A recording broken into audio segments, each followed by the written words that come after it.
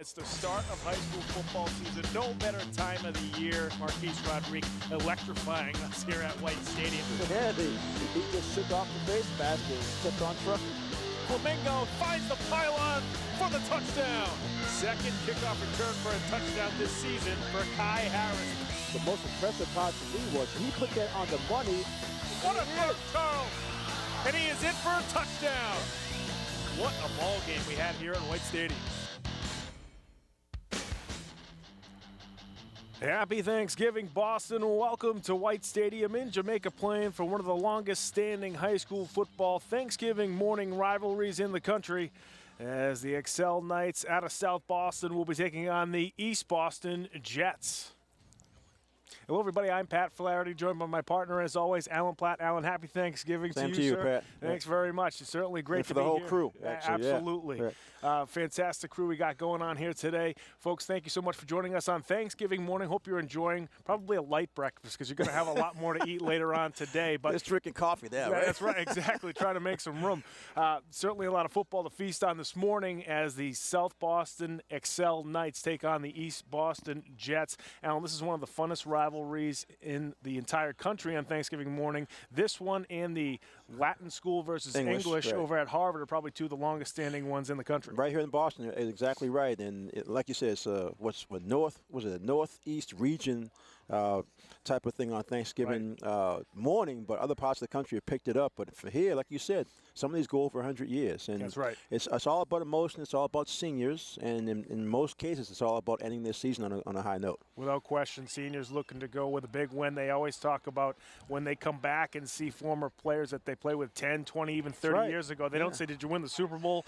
Did you go to the playoffs? It said, did you beat win BC? Turkey Did you Day? beat Southie? Did you win on Turkey Day? That's exactly what everybody asks you. First, we'll start off with the Excel South Boston Knights and brand new coach this season, Brian Vaughn, who's done a nice job so far. Last year, Excel had a tough time, no wins. Couldn't win a game, right? This year, 2-6, picked up a couple of wins, new offense, and it's really helped them so far. Well, that's what's key. A new coach, new system, but more than anything else, he just wanted to change sort of the attitude and the atmosphere with Excel. And then I think he's pretty much done that because the kids are excited. I'm watching them in the pregame warm-ups, and they're flying around. The excitement of playing on Thanksgiving morning is enough, but they also want to get that third win. I mean, they had no wins last year.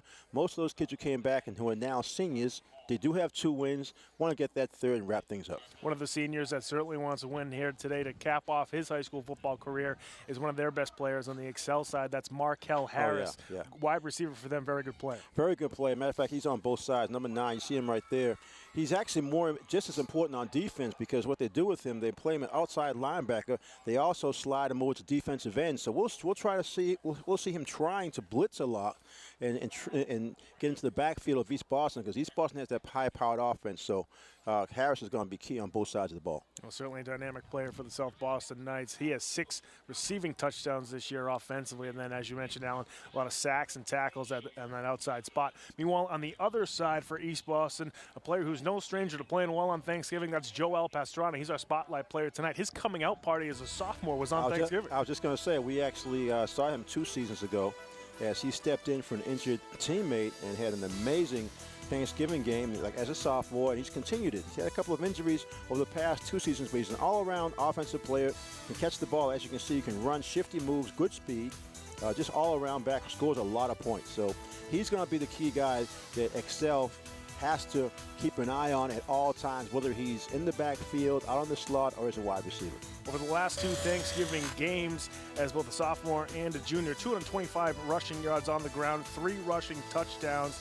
He's going to look to add to that total here this morning at White Stadium. So certainly a good way for Joel to end his senior season and his career at East Boston would be to get a big win here tonight. Right, and the one thing about this game, because it's on a holiday, because it's usually the last game of the season, coaches tend to allow kids like Pastrana, who have a lot of numbers, to play as much as possible, get a lot of touches, and really, really rack up a lot of points and yards. You know those offensive players like to hear that. I'm getting the football on Thanksgiving morning. There's nothing those guys like better. Now, for more on this game, we're going to go down to our sideline reporter, Alan Siegel, who's got a little bit more on both teams. Alan, what do you have?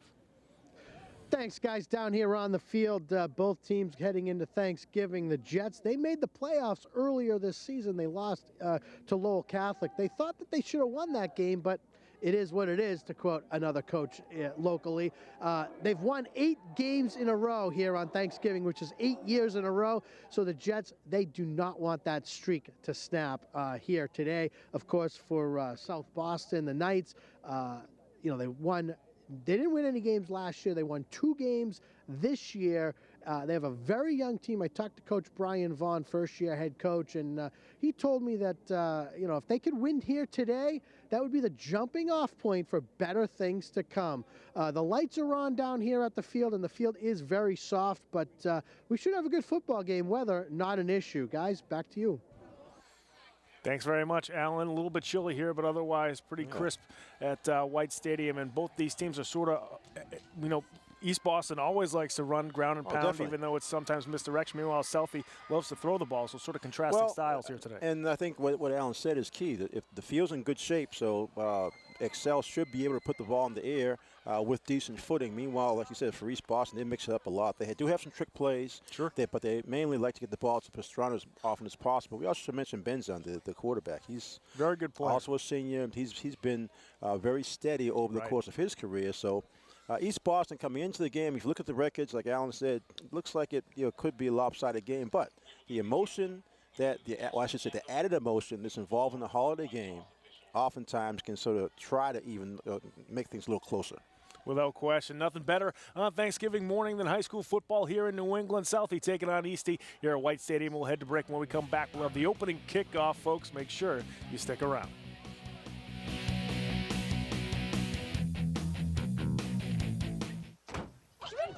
They'll test you. Try to break your will. But however loud the loudness gets, however many cheese puffs may fly, you're the driver, the one in control. Stand firm. Just wait. And move only when you hear the click that says they're buckled in for the drive. Never give up till they buckle up. Okay, Simon, what do people wear? Clothes. That's right. So it's important to learn how to dress yourself. Here's how it's done. Shirt, underwear, pants, socks, shoes. Underwear, always first, name tag on the back. Then pants and shirt. Go ahead and put this on. Now with the shirt, you want to make sure the first button's right or you have to start all over again, okay? Socks left on left, right on right. Tying the shoes, we're going to take the laces, we're going to cross them over, we're going to turn around where the bunny goes down in the hole, pull it tight, and bunny ears. Got it? Most parenting is hard to do in just 2 minutes. But 2 minutes twice a day making sure they brush is easier, and it could help save them from a lifetime of tooth pain. Got a quarter?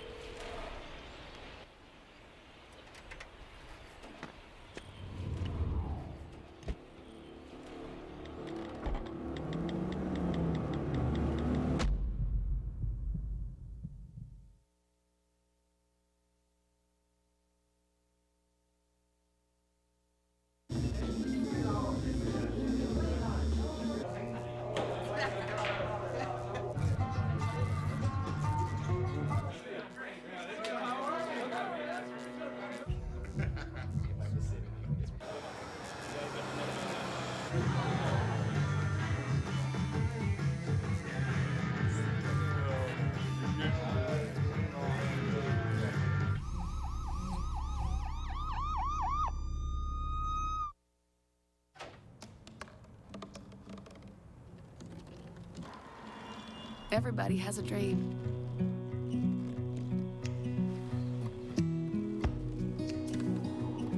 Mine was to see the ocean. And with a little help, I made it.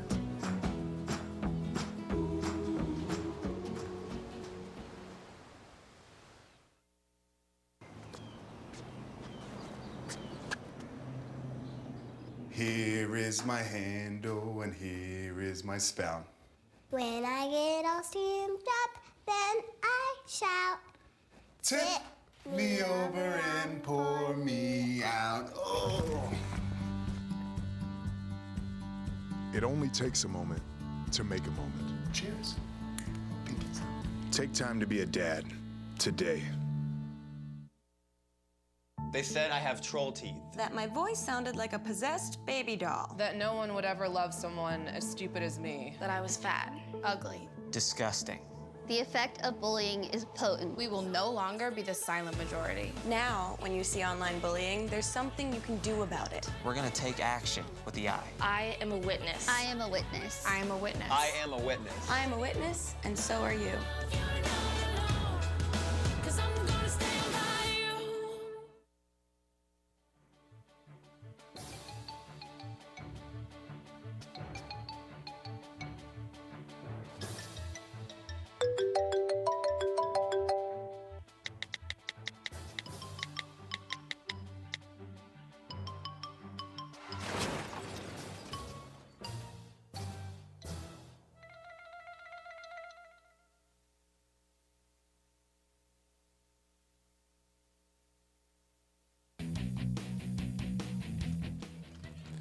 Welcome back to White Stadium, folks, for our Thanksgiving morning classic between the South Boston Excel Knights and the East Boston Jets.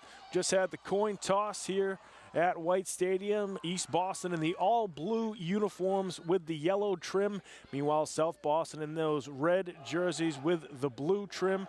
As we mentioned before, East Boston coming in with 4 wins on the season. They made the playoffs, lost to Lowell Catholic in the first round.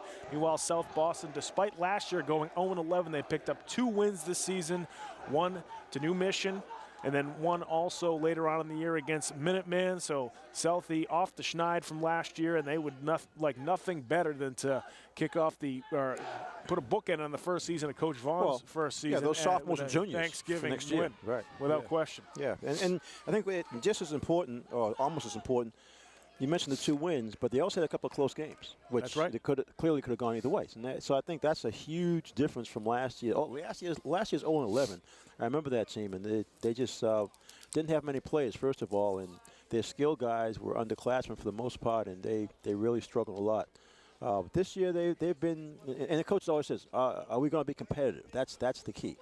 And so far, obviously under 500, but at least I think the coaches are feeling like that the team has been competitive.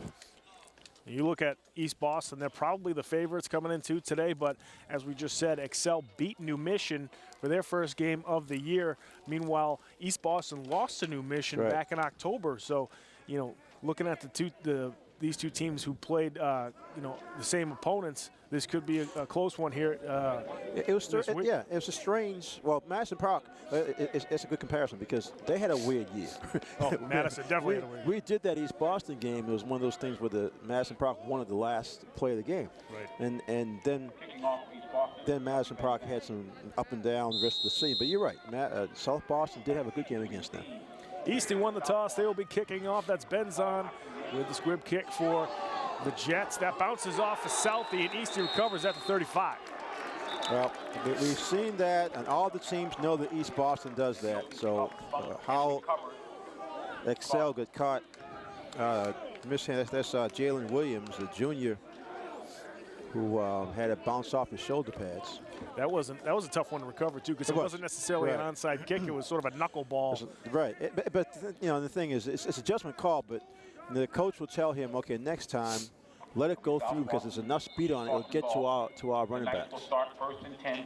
Jeff Benzon did recover the football. Benzon came to the sideline limping a little bit. Now he's limping back to the huddle, so we'll see how that affects him throughout the ball game. There you just saw the starters for East Boston. You saw Benzon, Pastrana, Ortega, Aruda, and Aiken for the Jets. And now on first down, the handoff to the big fella, Israel Vega. And the big fullback makes his way past the 30 up to the 26. Yeah, I think the Jets 27, they just want to test the inside of that South Boston line first. As you see, like you said, in the fullbacks able to get a quick 8 yards first play of the game. Want to set a tone. You see the Southie Knights with a few more players this year on the sideline compared to last year. They had just 13 guys coming into the game, and then a kid got hurt. Yeah, that's part of building the program. And I think Coach Vaughn over at South Boston knows he has to find some more players. 2nd and 2, they hand off over the left side to Pastrana. And Joel makes his way up to the 29-yard line, so that's the 24-yard line. So that's a first down for the Jets. Excuse me, that's Ortega with the carry.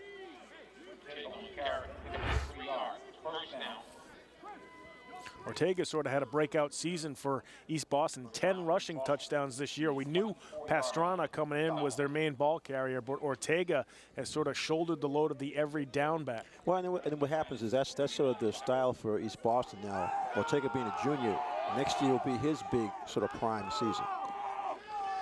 And they run the scissor play inside to Pastrana, and Joel gets up to the 20. Good tackle by Jalen Williams. South Boston would really get a boost if they could keep Eastie out of the end zone this first drive after that mishandled kickoff. 3-yard pickup on first down. 2nd down and 7 now for the Jets.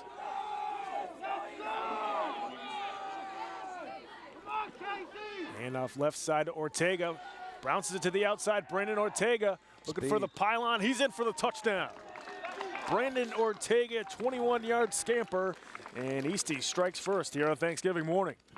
Well, they take advantage of the turnover on kickoff. And like you said, keep it on the ground. No reason to pass. Simple off-tackle play.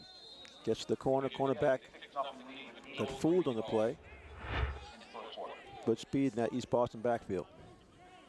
Coach Vaughn mentioned that East Boston can pick up 2 yards, pick up 3 yards here, then all of a sudden they'll pop for a big play. That's what you just saw. Exactly, and that's why, even though they like to grind it out, that they in between tackles, they'll go off tackle like they just did for that touchdown. Now for the 2-point conversion.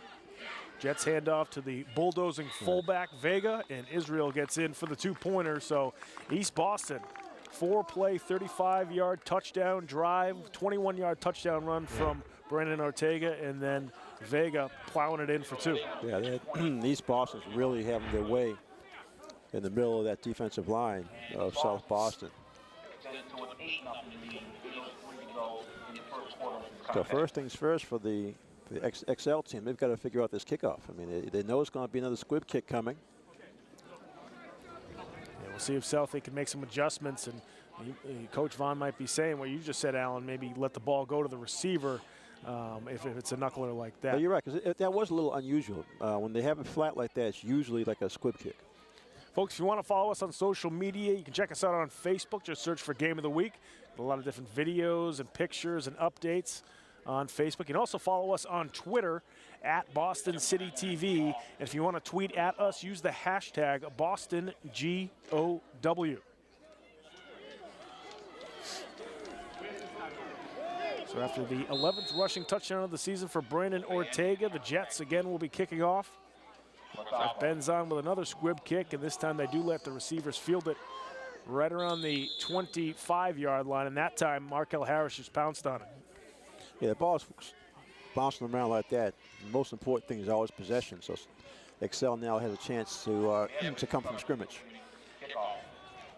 As we mentioned, the Excel Knights like to throw the football, and certainly that starts with their quarterback, Stephen Williams, the sophomore.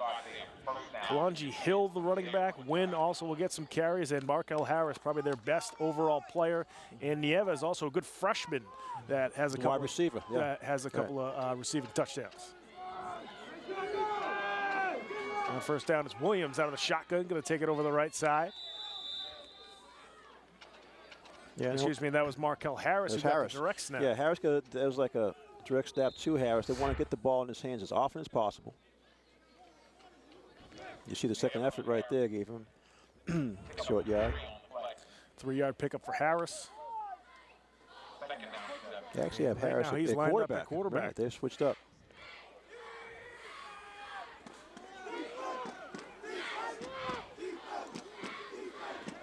So Markel Harris, again out of the shotgun, direct snap to him. Looks for some space.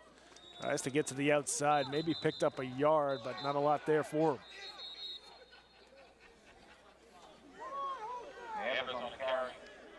Looked like Harris picked up 2 on the play, so it'll be 3rd down and 5. And now for the Excel Knights. Yeah, the quarterback that we thought Williams was going to start, he's only a sophomore, so I can see In this case, it looks like Harris is going to be a wide receiver in the 3rd and 5. Yeah, here comes Williams back out to the huddle. Williams has 13 touchdown passes on the season. He has over 1,100 yards. He also has a rushing They TD only got, let's see, East Boston called a timeout on defense. Harris comes out here, and somehow the defense for East Boston didn't shift over to him. They ended up with the wrong player covering Harris. Yeah, you would think they would want some kind of safety over the top. No, they want Ortega. So you got Ortega's supposed to follow Harris. So now he's going to come over this side. They ended up with one of the younger players. Is it Lopez? Yeah, he's Ortega's their better cornerback, so they want him on Harris. Knights now in a spread formation. Win the lone back in the backfield. Wow. Low snap, and did East Boston recover? We got a flag on the play. I think it's going to be procedure on South Boston. The ball never came up. Procedure. False start. Going 5 yards back, all right? Dead ball. Yeah, before the snap is a procedure penalty. That'll back up South Boston. They had a very manageable 3rd and 5. Now a much more difficult 3rd down and 10 for the Knights. Christmas tree. Joel, this way. Williams again out of the shotgun. Throwing it over the left side, and no one home. Nieves was in the area. Well, what they had, it was Markel Williams was playing it as if it was a wide receiver screen. He never went downfield. So the ball was sort of thrown in no man's land. Got another penalty on the play. And that's going to be an illegal man downfield for Excel. And Eastie will decline the penalties. So Selfie is going to have to punt the football here on 4th and 10. Excel's really struggling with. You got to wonder if that emotionally, if that opening kickoff they lost in the fumble really, and then giving up a quick score, it's sort of staying on their minds. Andrew Paradisi back to kick. A knuckling punt that is fielded by Pastrana right around the 48. You know, he's got big playability. There goes Joel Pastrana, who finally nailed right around the 29-yard line. Good tackle by Josh Nieves. Yeah, Nieves had to come over. Pastrana had to use the angle to get him down at about the 30-yard line. See, Pastrana catches on the fly. That's always an advantage, especially for a runner like him. Good shifting move to the sideline. Watch Nieves, like you said, good tackle. 29-yard line. First down and 10 for the Jets. Gives you a line drive kick. It went 32, but then Pastrana brought it back 23 because he got it so cleanly. That's one of those plays where you really see getting height on your punt is much more big important difference. than getting the distance. Yeah, you got to help your coverage guys. On first down, it's Vega with the carry. And the big fella makes his way up to the 24, so a 5-yard pickup on first down for Israel Vega. Yeah, it's pretty clear East Boston's going to keep this going because they found they're getting off the snap very quickly and they're getting that push. So Vega, Pastrana, all of them, Ortega, they'll have some running room unless Excel makes some adjustments in that defensive front.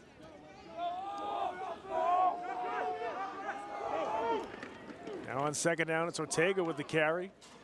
And Brandon fights forward to the 20. That'll be close, but a little short for the first down. If you watch, you see all the blues. It's just like a wave of blue moving forward, and all Ortega has to do is just fall behind. Ortega on the carry, 3-yard pickup.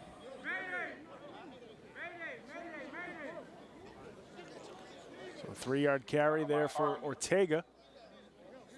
And third down and 1 now for the Jets. Third down and 1.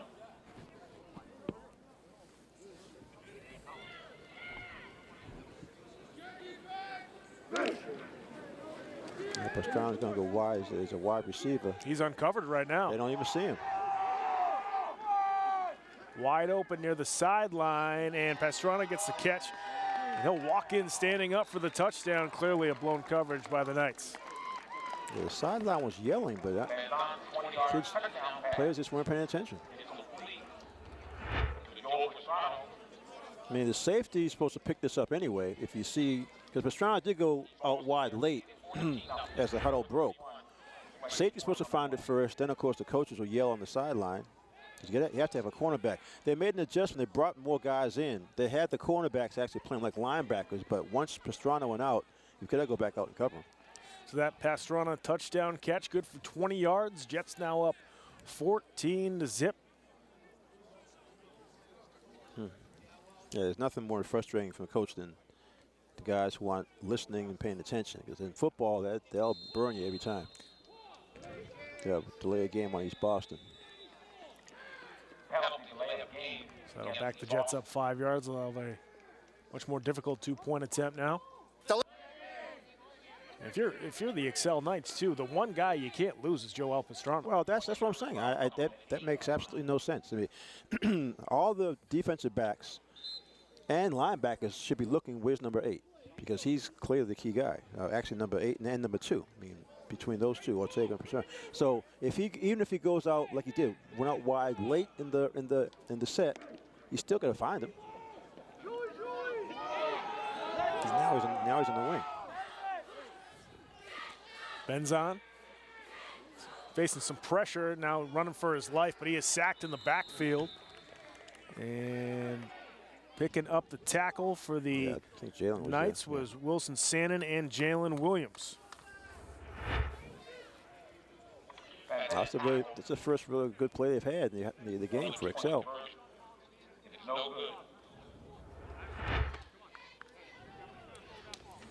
Junior and a sophomore coming in on the tackle.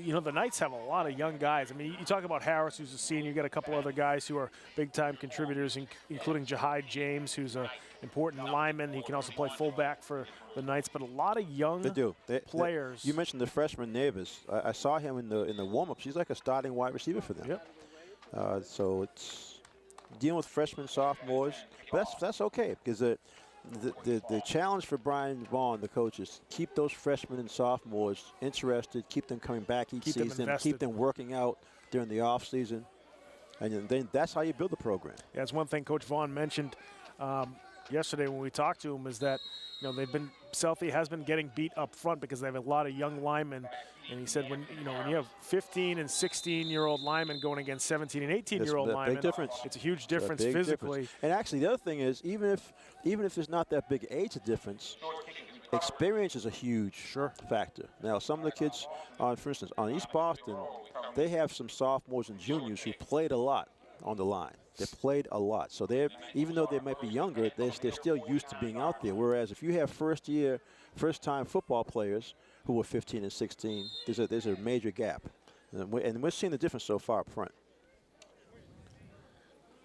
So the Knights with a much better field position here to start off their second possession of the quarter, now at their own 49-yard line, 1st and 10. For Excel, it's Williams again out of the shotgun over the middle, looking for Nieves. Had him open. Wow. Ooh, Nieves had a lot of room too. I actually like that play because what they did, they sent Markel Harris down the sideline. He drew 2 guys that allowed Nieves to run a slant. Oh, the pressure made him throw a little high. That's too bad. But you like the fact that because they're in much better field position, offside on East Boston too. That'll help. It'd be good to see Excel get back in the game, get a score, and make it interesting. I mean, we talked about all the factors: Thanksgiving, early morning game, last game of the season, seniors trying to finish up strong.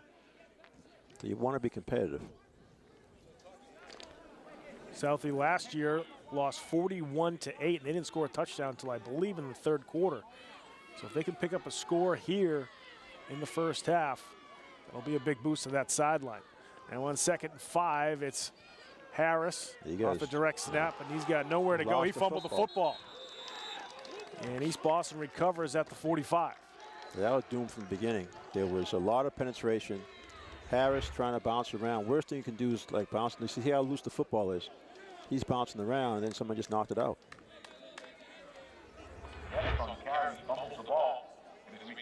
That's So 2 turnovers now for the Excel Knights, and East Boston again And the Jets will take over 1st and 10. with field position inside Excel territory. Anthony Macias for the Jets was the one who stripped Markel Harris on that play. Now on 1st down, the handoff to Ortega, and he picks up 3. Well, Excel is crowding the line of scrimmage, so that's actually helping on the running. Carlos Gonzalez is down. He actually flipped over one of his teammates trying to get to the ball carrier.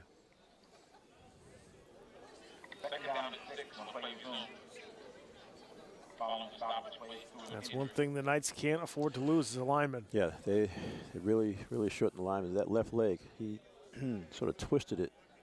I saw him in the middle of the action as Ortega was going to the left. He was trying to get over there and sort of flip backwards. Goncalves is one of those players that I'm sure Coach Vaughn wants to get in the weight room over the summer and really work with. He's just a sophomore, 6'2", 250 he's listed at. Right. That's going to be a nice lineman going into next year if he can stick with the program. And that's what you have to have. You have to sort of build that camaraderie among all the sophomores and juniors. Talk about the offensive line for Excel. As far as players listed on the offensive line, just 2 seniors. Meanwhile, 1, 2, 3, 4, 5 sophomores. You see some fans here at White Stadium braving the cold. Yeah, Always get a decent crowd on Thanksgiving. Well, it's like we said, it's tradition going back so many years. It's generational. You know, families usually have either nephews, sons, brothers who play in the games, and then it just becomes repetition after year. Like you said, East Boston, South Boston, there's a few others in the city actually. It's good to see him jogging off. Yeah, I think he might have just twisted his knee because I saw him flip over, and it was sort of backwards. Sometimes when you get bent back like that, it's almost more of a shock that you have a little bit of pain there than the actual injury.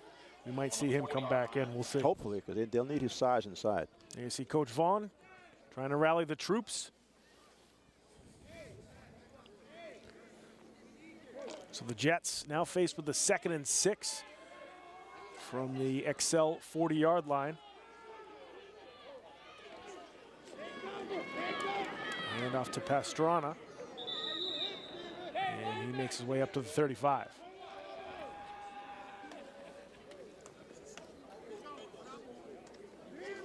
Like I said, the South Boston's, they're crowding the line of scrimmage, so they're doing a better job in terms of closing some of those gaps. Stephen Williams came up to make that tackle.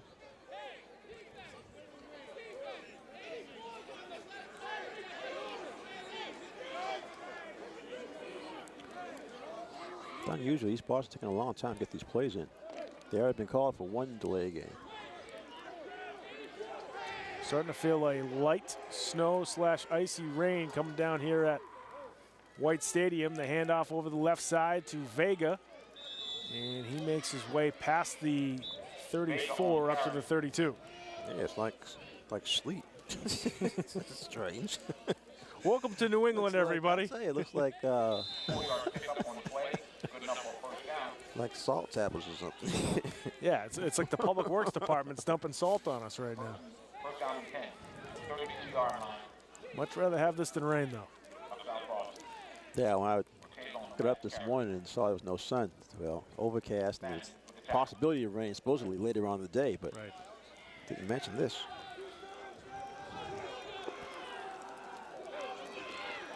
Now on 1st down, they pitch it over the right side to Pastrana. He's got the edge. Wow. Joel to the outside. Stays on his feet for a touchdown. 32 big ones for Joel Pastrana. That is a 32-yard touchdown run. I mean, and sometimes it just comes down to, look at the speed. Now, top of your screen, number 9, Harris looks like he has an angle on him. Just can't bring him down. Couldn't get a good enough grip on because of Pastrana's speed. And that's what East Boston does. They punch the middle 3 or 4 times in a row, then they come out to the wing. You've talked about this before, Alan. It's almost like a boxer when you go inside, then you come with the hook. That's exactly what it is. You've seen Ortega one time to the left side, now Pastrana over here to the right. Both times, speed made it easy.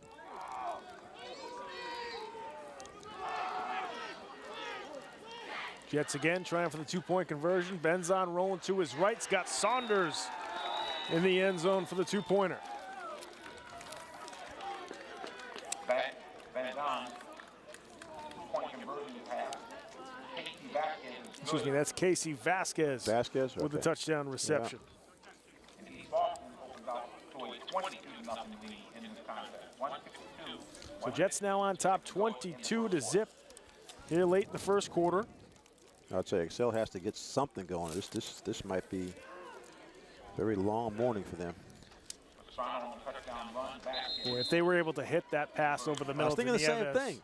This would have been a different freshman quarter. actually, he ran the right pattern. He was able to avoid the linebacker inside, got right in front of the safety. But that little bit of pressure on the quarterback forced Williams to just throw it a little high.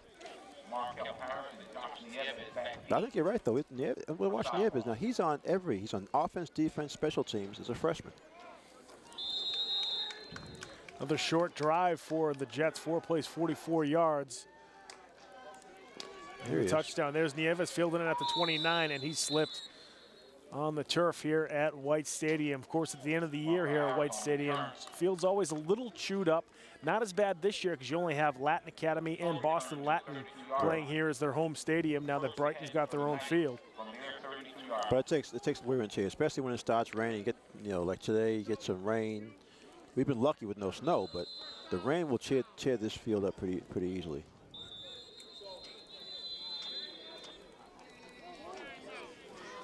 Like you said, with the other years past, when more teams had this as a home field, that's right. By this time of year, you had the middle of the field all brown. That's right. The green grass would have been all chewed up. Between the 30s, it looked like a completely different surface at that point in the year. 1:44 left to go here in the first quarter. Jets on top of the Excel Knights, 22-0. Our sideline reporter Alan Siegel has an update for us. Alan, what do you have? Thanks, guys. Not the start South Boston wanted. 2 turnovers early in the game, and of course, touchdowns by the Jets. Big plays. They want to obviously eliminate the big plays. A 21-yard touchdown run, a 20-yard touchdown run, and a 32-yard touchdown pass. And to make matters worse, it is now snowing. Thanks very much, Alan. The light snow, sort of sleet starts to come down here at White Stadium. Williams trying to get it to Harris.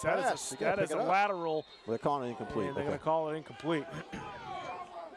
That looked like a lateral to me.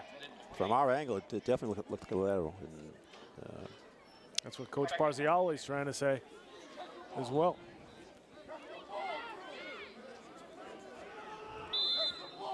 I mean, Williams hasn't been hit yet, but he's getting pressure. I think that's on his mind. He is only a sophomore, but he's going to be key if they're going to make any kind of scoring threat.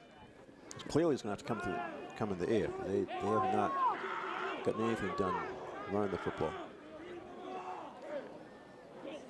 2nd and 10 now for the Knights. Williams again going to the air down the right sideline, looking for Nieves. Oh, what a catch! Wow. The freshman, Josh Nieves. Well, now we know why he's out there. My goodness, going up to get that football. In between 2 defenders. I mean, that was... What a grab from Josh Nieves. He said he's only a freshman, and he's looking at it. He's listed 5'10", 155. Wow, went high in the air, right in front of the safety and the corner. Those are the two of the better guys for East Boston. You're talking about Ortega. So that's, well, something to maybe build on. Certainly a boost to that sideline. Southie now able to get the football in East Boston territory for the first time in this quarter, as we're down to almost 50 seconds left in the first.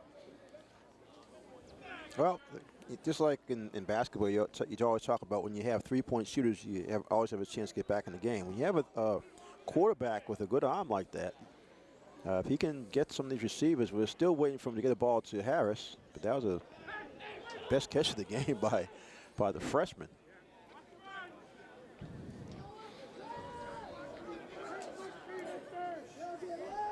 Now on first down, Southie with the quarterback keeper as Williams slipped just to get back to the line of scrimmage. Might have gotten a yard.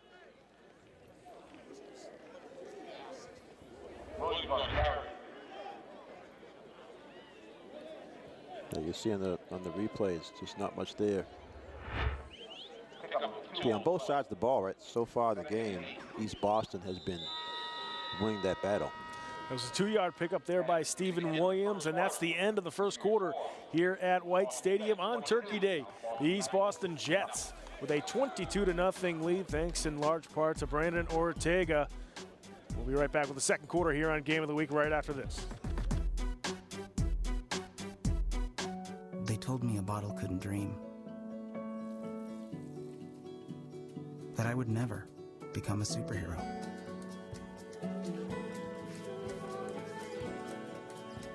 But I learned how to fly. Just to come back in a new disguise. And be the hero that I've always wanted to be.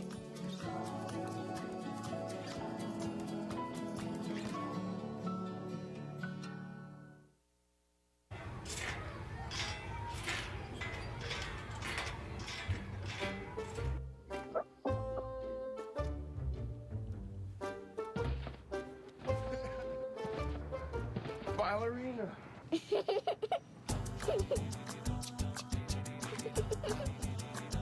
Sometimes all it takes to be a dad is remembering how to be a kid again.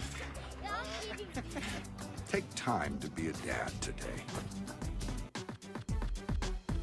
Welcome back to White Stadium in Jamaica Plain with the second quarter here on Thanksgiving morning. Excel Knights and the East Boston Jets excel on 2nd and 8. Nowhere to go with the football.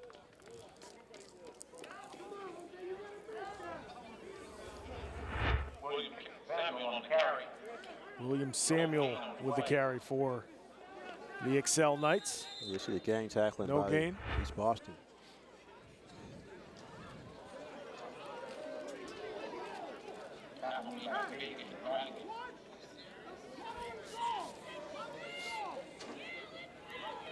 Oh, we've seen Williams a decent arm.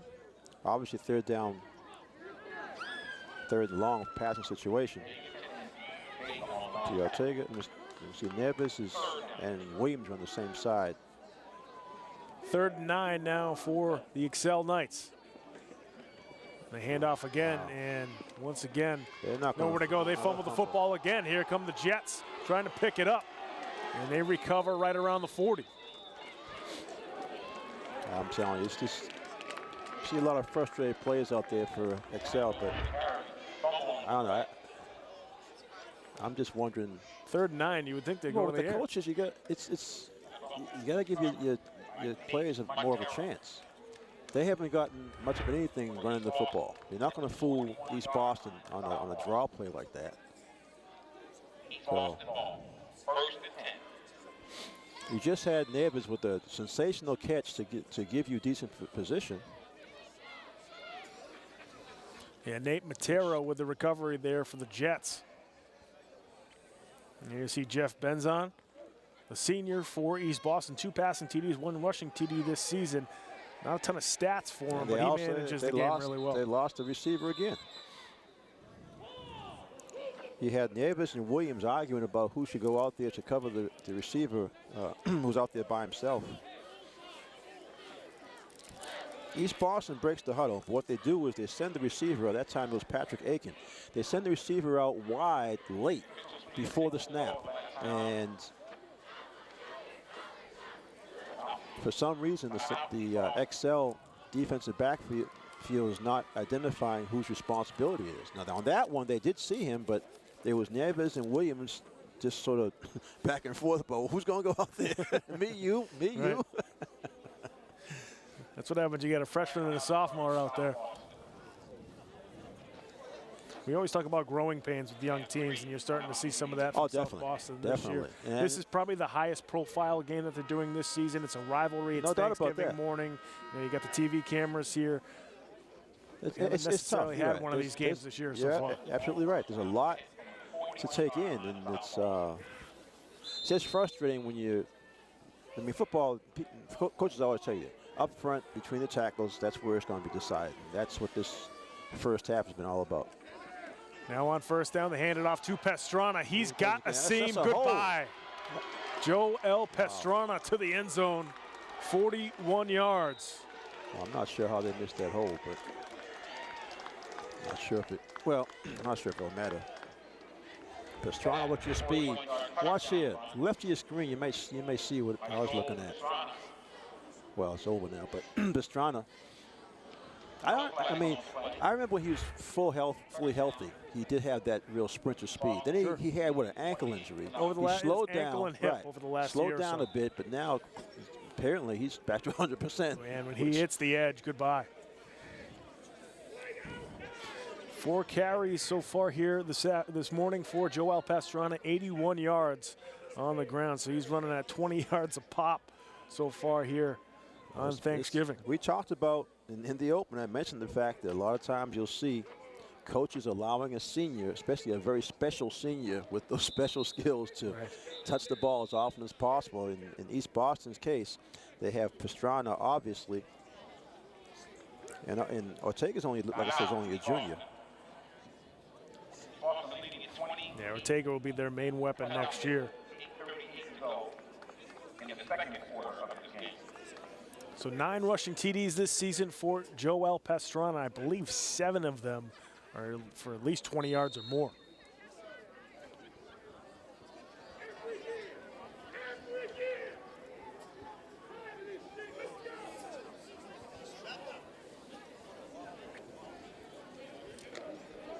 This first half has just been sort of total domination for East Boston. They hand off to Ortega. He walks in standing up for the 2-point conversion. A late flag. Yeah, we had some late, small scuffle there in the end zone between Nieves and one of the East Boston Jets.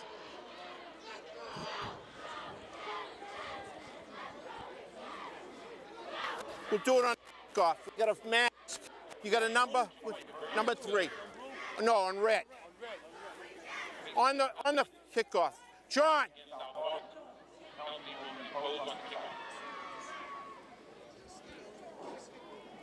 So we get a face mask penalty on the Excel Knights, so that'll be tacked on the kickoff. The only thing they haven't had an interception yet. That's the only thing they haven't had. I'm telling you, Excel is going through the entire rule book in the opposite direction. This is crazy.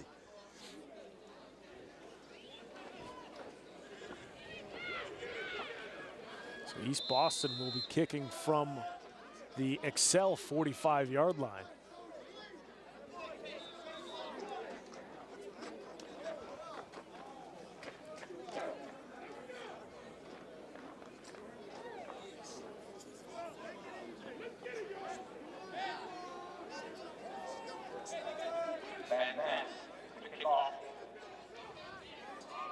They could definitely onside this one. They're kicking from the 45 of Excel.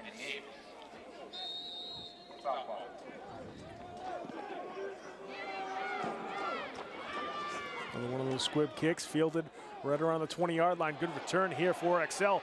Bringing it back for the Knights is Christian Baggett, and he makes his way up to the 46-yard line, make that the 47 of the East Boston Jets.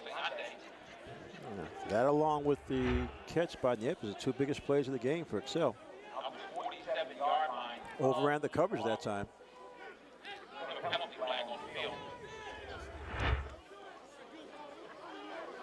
Excuse me, that was number 1, Paul Osayandi. Yeah, that was offside on East Boston. Obviously, that's going to be declined.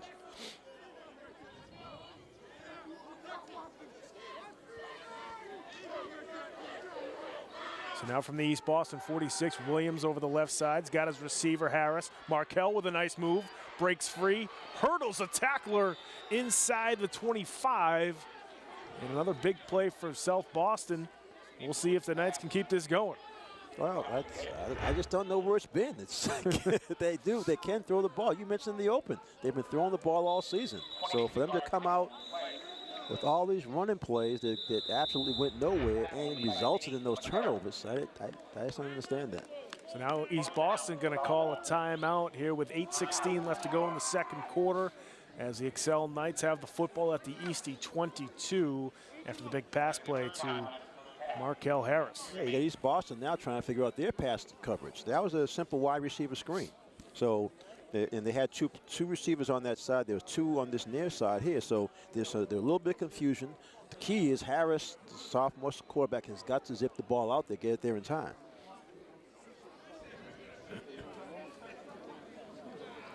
So 27-yard pass completion that time to Markel Harris. Nieves' catch was also 27 yards back in the first quarter.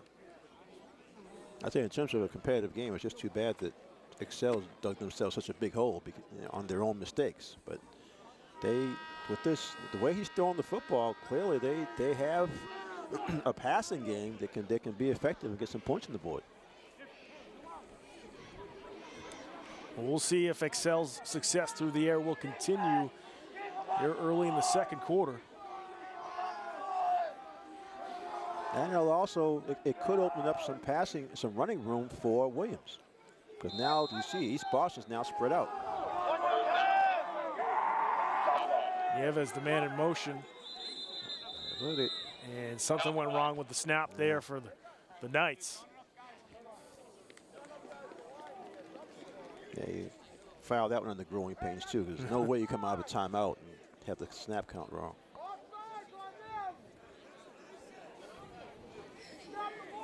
It was good to see Carlos back. False start. The center, he's going to go 5 yards back. Injured earlier.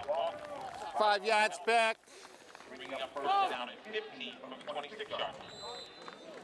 That'll back the Knights up 5 yards, 1st and 15 from the 26. Okay, Harris is down here with single coverage. Davis on the other side in the slot.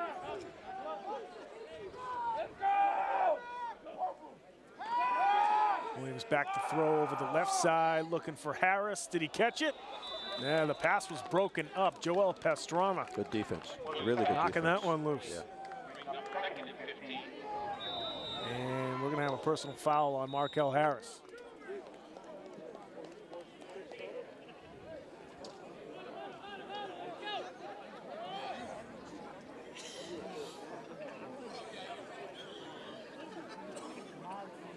Yeah, on the open, we talked about Harris being one of the key guys and the frustration. Ball. He actually has one of the fumbles. All right, dead ball, unsportsmanlike, number 9.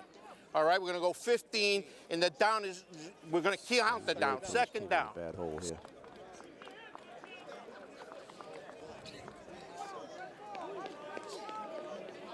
I think he must have wanted some pass interference in the play. So the Knights now backed up all the way to the 41-yard line. They're going in the wrong direction.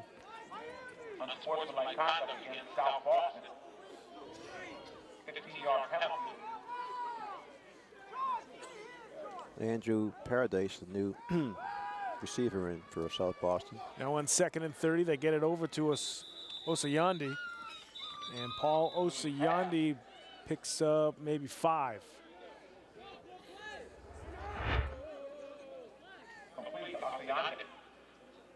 You see, simple wide receiver screen. They like that wide receiver screen.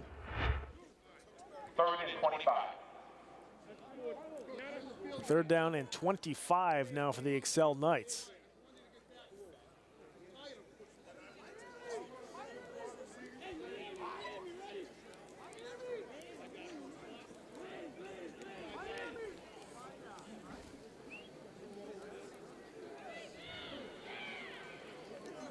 For some reason, they get the East Boston backing up.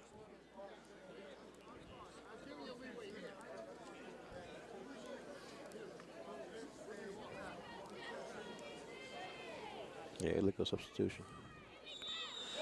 So they're figuring out the yardage. It should still be 2nd down. Yeah. Timeout. South Boston. So the Knights call a timeout here. 7:49 left to go in the second quarter.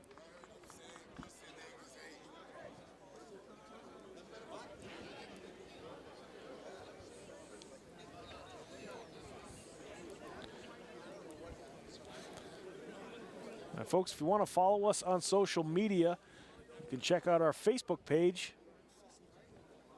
That's search for Game of the Week on Facebook. We've got a lot of different videos, pictures, updates, real good stuff on Facebook. You can also follow us on Twitter at Boston City TV. If you want to tweet at us, use the hashtag BostonGOW.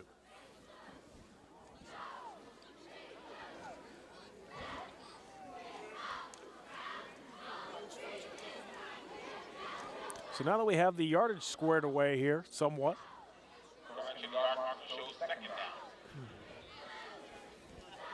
Yeah, the penalty. Second down and right. 25. The penalty that gives them the down back.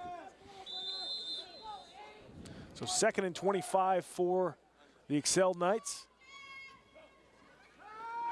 Williams back to throw again. Again trying to go down the sideline and well out of bounds. Ball uncatchable for Osayande. Yeah, after that big penalty on Harris, Coach Vaughn's letting him cool off on the sideline. He's missed the last couple of plays. So it's 3rd and long now.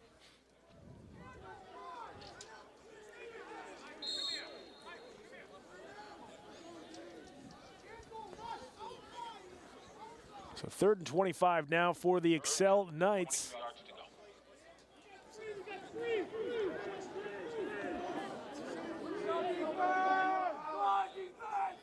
Now the emphasis of motion is going to come to the right slot. This could be a bubble screen here for Josh Nieves. He's being covered by a linebacker. Now they're going to screen over the middle, and the Knights are unable to corral the football. Wide open, too. That's the worst part, Pat. It was wide open. You called it right, and you have the screen pass, and if the running back can catch it. It's 4th down now for Excel.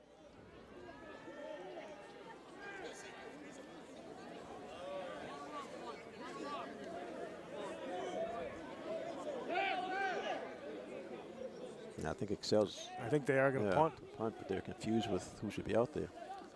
So Parody's back to kick for the Knights as they try to get lined up here for the punt.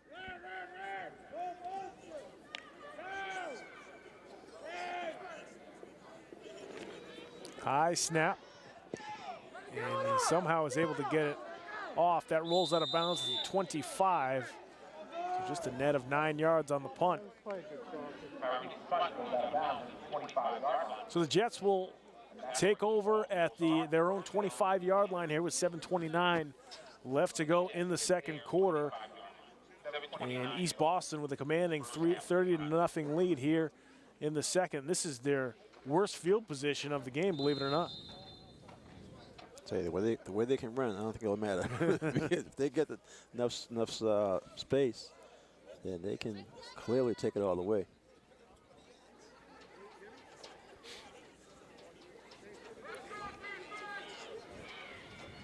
Well, coming into it, we looked at the games on paper. Like you said, the only common opponent was Madison Park. It had, like I said, a really up and down year, but overall, clearly East Boston had far more weapons. They hand off Pastrana again here on first down, and he finds a huge seam again. Joel Pastrana will not be caught. 75 big ones for the East Boston senior. That's his 3rd TD run of the morning.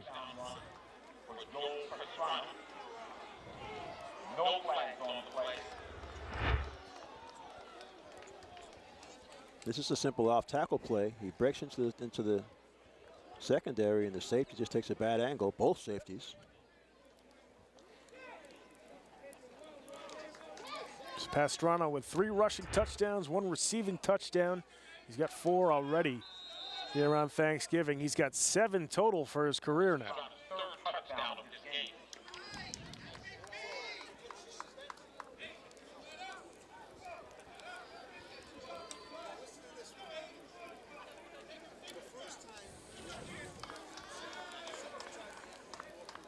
Jets will now try for the 2-point conversion.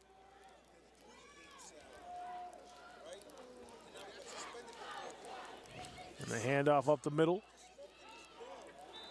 And nowhere to go that time for Nate Matera.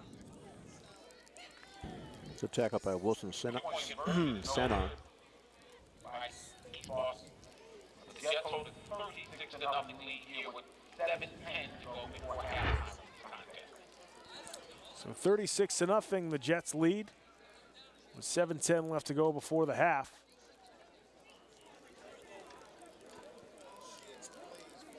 And right now for Excel, you just got to think, let's just try to get some kind of string of plays together here before halftime. You're right. They had a couple of good plays. They had the kickoff return, which was decent, and they had the pass back-to-back that got them into scoring territory. But then that bad penalty that knocked them back, the unsportsmanlike, really killed that series.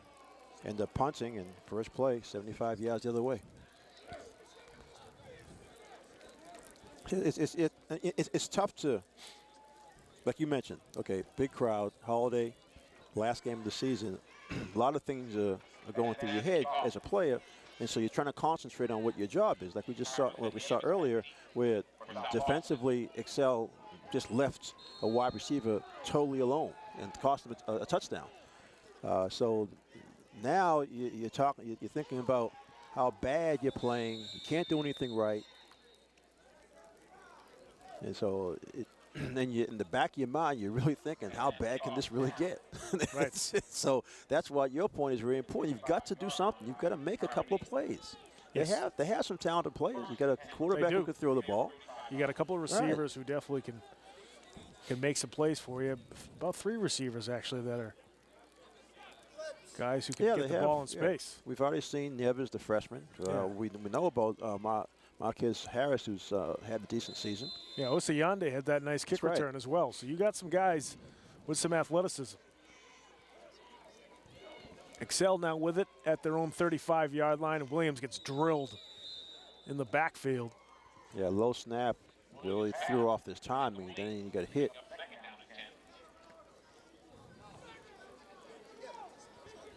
It's amazing just how you can have so many things go wrong once you really get behind.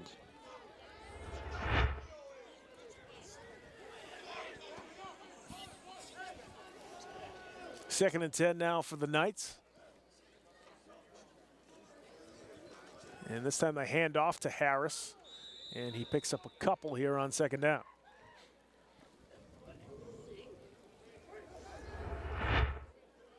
You see simple handoff, and Harris sort of makes something on his own.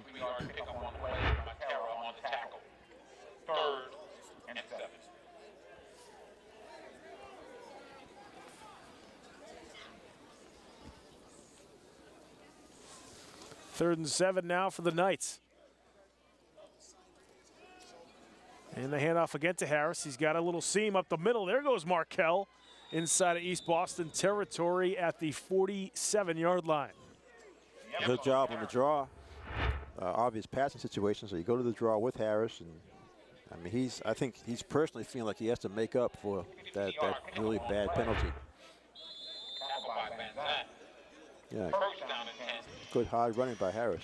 15-yard pickup there from Markell. First down for the Excel Knights from the 48-yard line, make that the 47.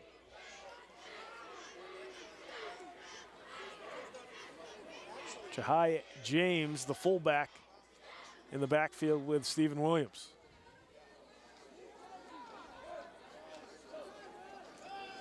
Fake the handoff to Williams. Williams stumbles out of the gate there and loses a yard or two. Yeah, the fake was to the fullback, and he's trying to go the opposite way. So he'll fake to fullback there, and then, like you said, trying to get untracked.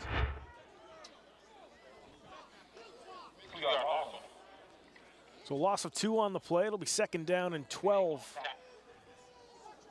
Now for the Excel Knights. Make that second and 11.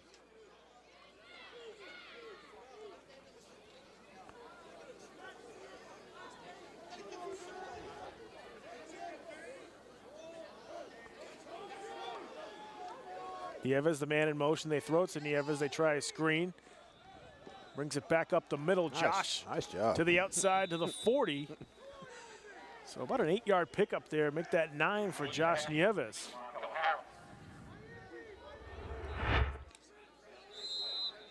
He's touched the ball twice and got something out of the play.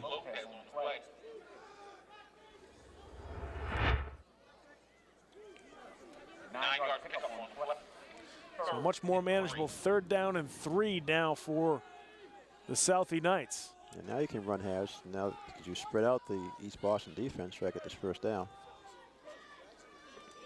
They do hand off to Harris. Markel finds the edge over the left side. Got the 1st down and more. Harris still on his feet inside the 25 down to the 24-yard line. Now the South Boston Knights have something going. Another late flags. I think these guys doing a lot of talking after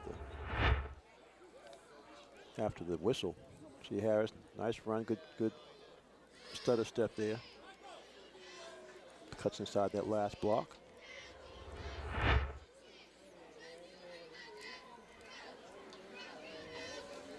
And really, they're going to pick up the flag. They're going to pick up the flag. I'm going to say, what's there to say when the game's 30-0? 36-0, right? Last tackle made by Van Zandt. Jeff Benzon with the tackle. So Excel now with the football at the Eastie 24-yard line on 1st down. They fake it to Harris. It's Williams on the keeper, and he's going to be brought down in the backfield.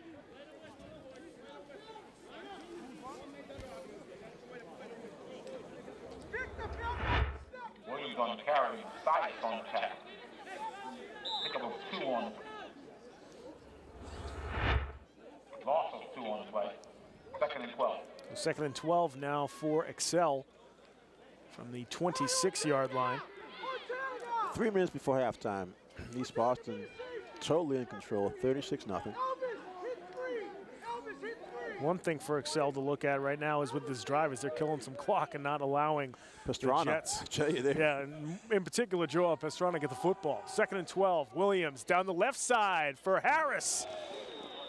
That looked like a good throw there, and it looked like Harris might have had an arm grabbed late on that pass play. Yeah, that easily could have been some late contact. Watch, like you said, I saw the same thing. Watch the arm. Yeah, that could have been that could have been called. But see, Harris said something to the official earlier and got the unsportsmanlike conduct. Yeah, you're not going to get a call later. You're not going to get a break. Maybe a second half. Yeah. Yeah, Williams put that one pretty much on the money there. Just 4 for 12 through the air, but he's had some good throws. He actually led him pretty well on that one. 3rd and 12 now for the Knights. I just want to see the ball go back to Nieves. Williams looking for Paradisi, and he's unable to hang on. Slipped. Pass was a little low. It's too bad because Paradisi made a nice cut at the end, but he slipped as he was going for the football.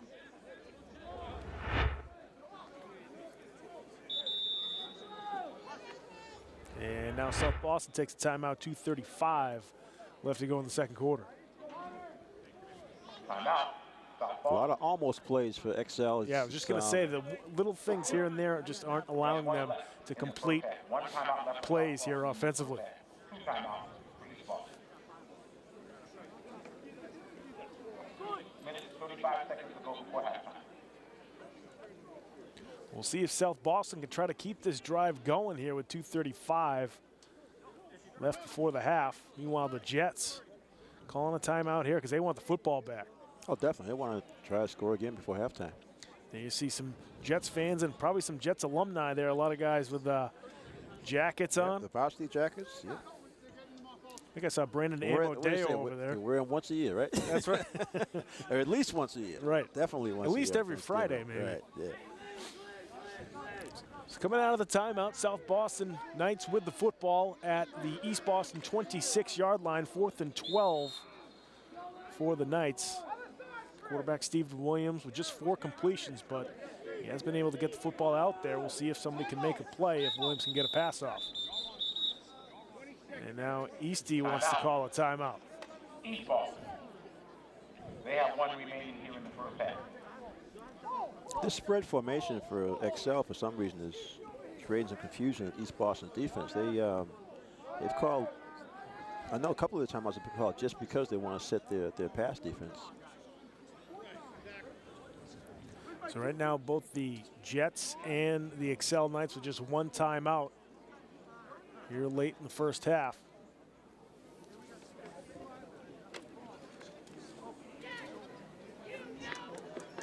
Well, we've had sleet. Now, the sun trying to break through? Sun over here, clouds over here, sleet, a little bit of rain. And it's only November. Well, we saw some highlights of Joe Pastrana earlier. Last Thanksgiving, snow. we had That's right. Yeah. some snow 2 years ago when Pastrana was a sophomore, and then last year Thanksgiving he had that nice run to the outside, and it was beautiful out. It was about 50 degrees. We weren't wearing hats and gloves. That was amazing. Yeah, this I brought it anyway, guys. Yeah. I was scared that by halftime something was going to happen. Sort of War of the Worlds look behind the stadium. And now we have another timeout by East Boston, trying to get some younger players in, I believe. Well, he had the Rivera's been in there pretty much the whole time because he was covering Nieves. So I'm not sure what. Well, yeah, no, I think you're right. Bynum's coming in now. Bynum's a defensive back, and junior Richard Bynum. So they're bringing him into pass coverage. Bynum in the game replacing Lopez. 4th and 12 for the Excel Knights. Watch the wheels. Williams with a little bit of time over the middle. That's picked off. Chad McDonough with the interception. We got a flag on the return. Yeah, it's just ironic that one time he gets decent protection, he actually throws a bad ball. He'd been throwing some good passes before that. In the field. 12 men on the field. East Boston. Let's see if this is a penalty on East Boston.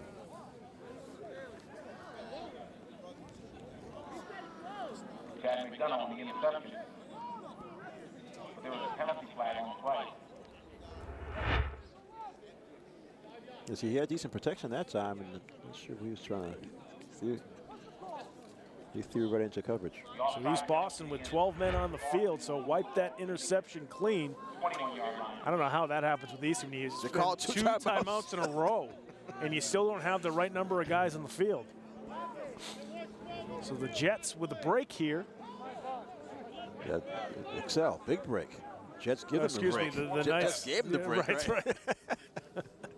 Knights with the first down. First round gift. At the 21-yard line. I don't know why they got a first down. I would think it would be 4th and 7. It should have been. Right, should be 4th down. And right, now it's right.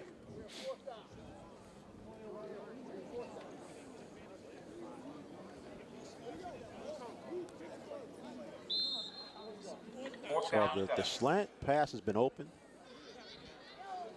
They got double receivers on each side. 4th and 7 for the Knights. Williams again back to throw.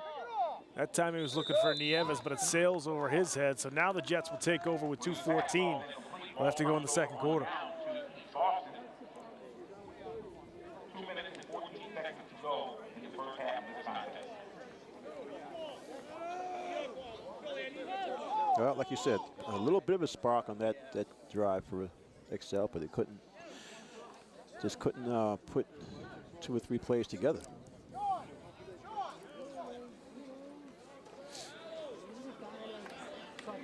Quick, Kenny.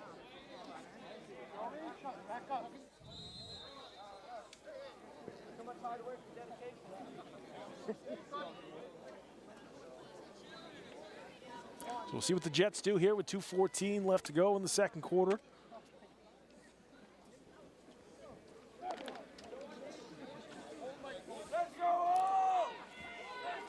Several younger players now in the game. Handoff to Ortega around the edge. Nieves trying for the tackle. And he, along with Jalen Williams, come up with the stop. Ortega on the carry.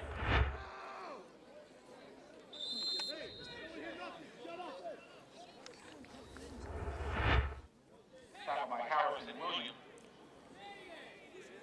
2 yards, pick up on the play. Second and 8 now for the East Boston Jets. You see Benzon getting the call from head coach Pagielli.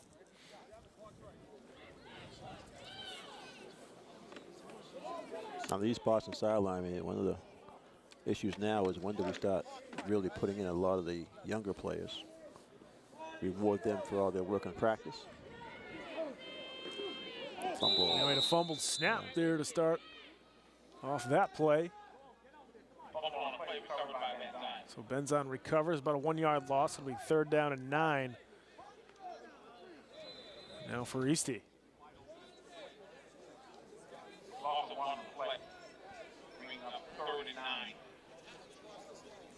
That's the first play so far here in the first half for East Boston, where they got negative yardage.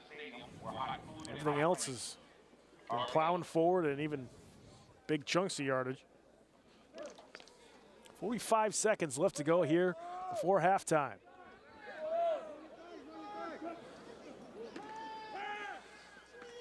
Benzon going to the air down the right side. He's got Ortega. Brandon Ortega in the open field. 78-yard touchdown connection to Brandon Ortega.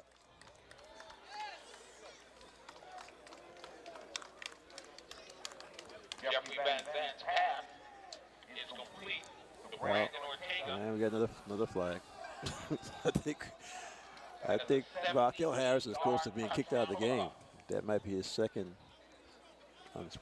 depending on what it's got to be on sportsman. It's dead ball foul, and it was just he was just standing next to one of the officials.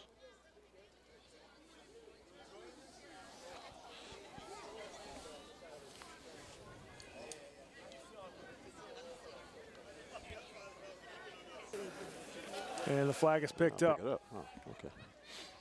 No flag on the and Ortega for 78 yards, touchdown, East Boston.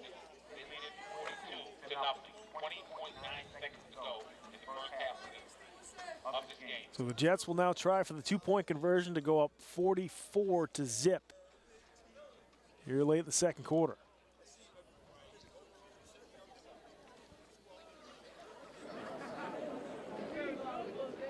A handoff over the right side, and getting the 2-pointer for the Jets was Jan Lopez. A little misdirection that time. They were to create some space, a little trap block. Nice dive into the end zone. So Lopez, a senior, getting the 2-pointer for Eastie. They're now on top 44-0, 20.9 seconds left to go before halftime.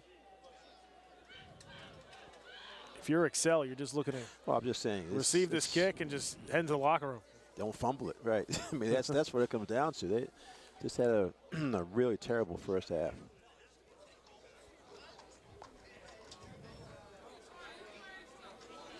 I think one of their problems is that Harris is one of their better players, and he's, for whatever reason, he had that unsportsmanlike conduct penalty, which killed what might have been their only legitimate scoring opportunity. Then I'm sure that's what that was in the end zone, and the officials just decided let's not even penalize him. Sometimes they might have thought he said something, maybe with profanity, but he said something else, but it sounded differently, so they picked up the flag. And it's Harris picking it up right around the 30-yard line, plowing forward up to the 41. So 10 seconds left to go before halftime. We'll see what Excel does. Boston start there, 1st and 10. Nice return by Harris.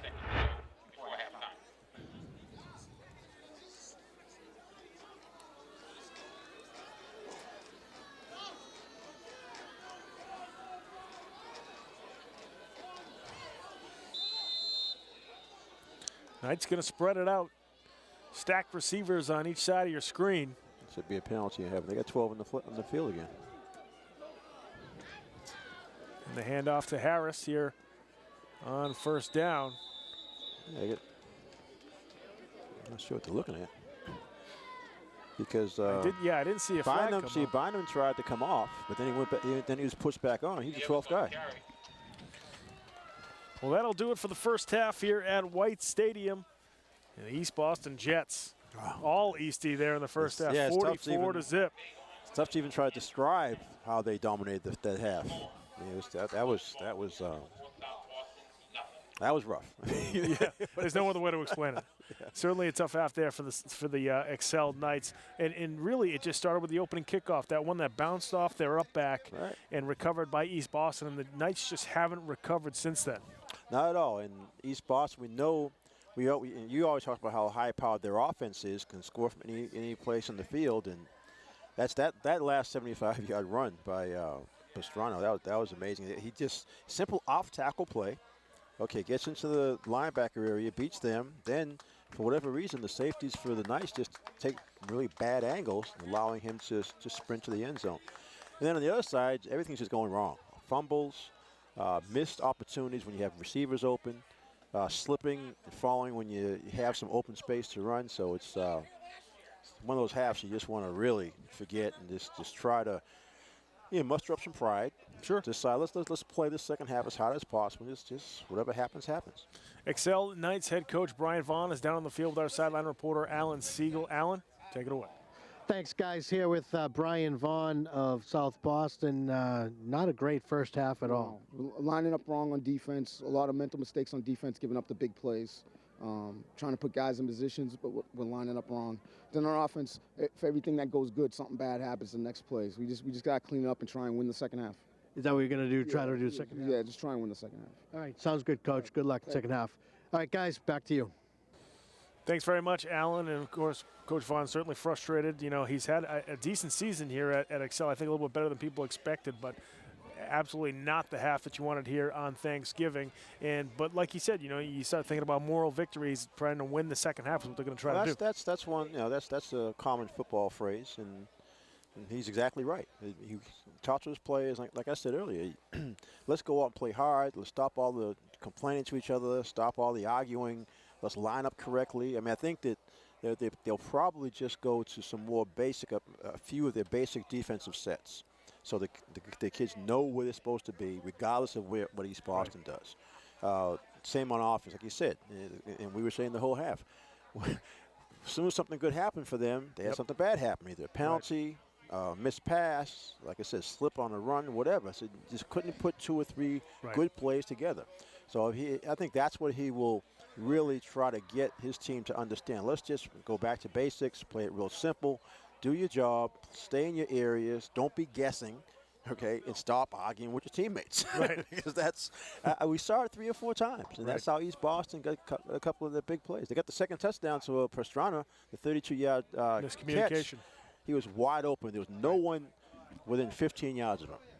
That makes no sense at all. We'll see if the Knights can make some adjustments here at halftime to try to dig into this 44-point deficit. Now, folks, this is the end of the high school football season for us. We've certainly had a great year here in 2016, and right now we're going to show you the top 10 plays from this fall football season here in Boston Public Schools. Let's check that out right now.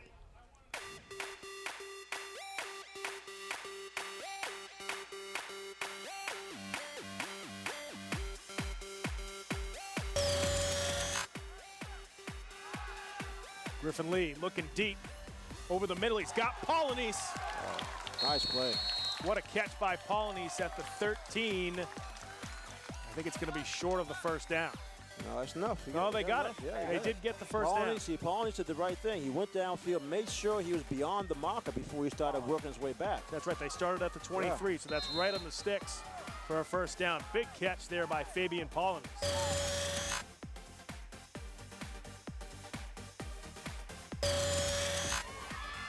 Handoff up the middle to Sean Washington. He tries to bounce it to the outside. Mannion with a nice block. Washington down the sideline into the end zone. Touchdown number 2 for the Dragons senior. Well, we talked about him being as versatile as any player we were going to see this season. That's exactly what he did. That play was designed to go in the middle. He bounced into someone, popped outside, and then just turned on the Jets. He's a fun player to watch because he can do so many things. We saw him with a really smart play defensively on the interception. Watch him bounce right outside, and then good block right there by the tackle. 2 good blocks and untouched.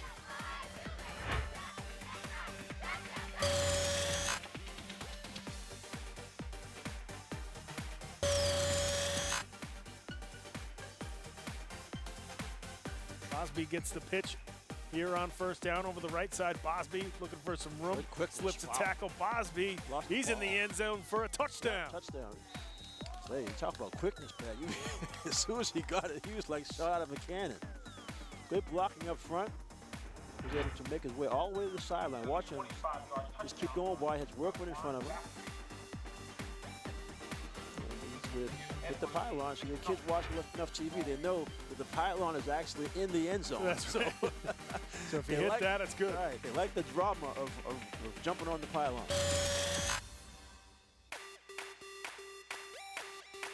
Fourth and 11 now for Orenberger. Looks like they're going to try to go for the first down. Franklin on the backfield. Over the right side. Mejia down the right side. He's got a receiver down the right sideline. He's going to go in for a touchdown. Tremaine Brown on the halfback pass. 61 yards for the Owls. The only... It's a lateral pass, which it's a tricky play anyway. Do you see the problem is it's a little ahead. I don't think the officials caught it. So yeah, there goes Brown. And Brown just got smothered the play before for a loss, but he was able to get out there and get behind the safeties.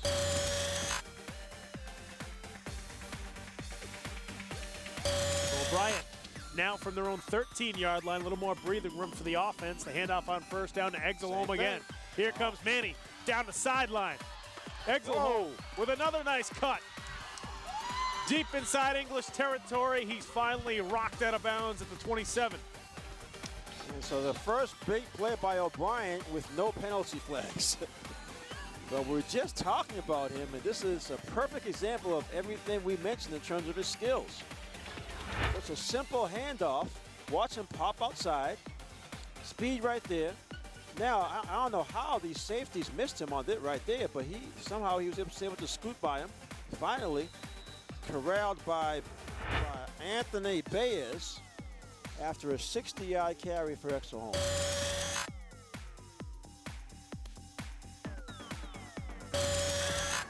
Let's see who can make this big play on fourth down. Raiders looking to throw down the left side. They have a receiver. Touchdown, West Roxbury. That's Troy Appleberry, the senior wide receiver. And the Raiders take a 2-point lead. No flags. That's the first thing we look for. What a throw. That time from DeAndre Evans. And Appleberry comes up with the TD catch. I'm not sure what the coverage for Charlestown was doing back there because the ball was in the air for a while. Watch the coverage. You see, yeah, the safety, Epps, allowed the receiver to get behind him.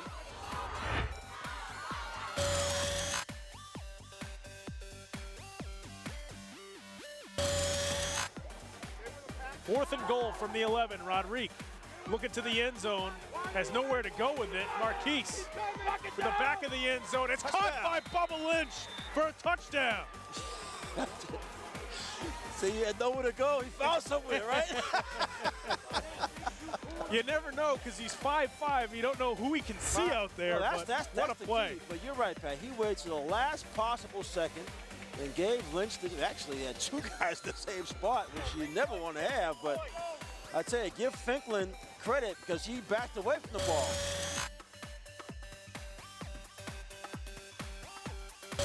Tigers faced with a real tough 3rd down and 16. Certainly 4-down territory now at this point in the game for the Tigers, but need a good chunk of yardage here. Now it's Smith. Throwing it up to Exelholm. Oh. What a catch by Emmanuel Exelholm. Are you kidding me? He went up and got that one. Boy, did O'Brien need that. That's unbelievable. 47 yards. What a job there by Exelholm, going up with 2 hands. He had to sort of corral it against his body. Great catch there from Emmanuel Exelholm. All right, so here we go, last play of the game. Pimentel pitching it to Winston. He can't handle the pitch, he then picks it up. Here goes Winston towards the end zone. He is in for a touchdown. Wow. Are you kidding me? 2 weeks in a row, Pat. Ryan Winston, the sophomore. Drops the ball, is able to go back and pick it up. That is unbelievable. You're right, Pat. That's the word of the game. That's the word of the game. Unbelievable. Goodness. Watch this. He loses the ball. He's so anxious, but his presence of mind to pick it up and just enough speed out there. Nice block by Pimentel. My goodness. Oh, that's incredible.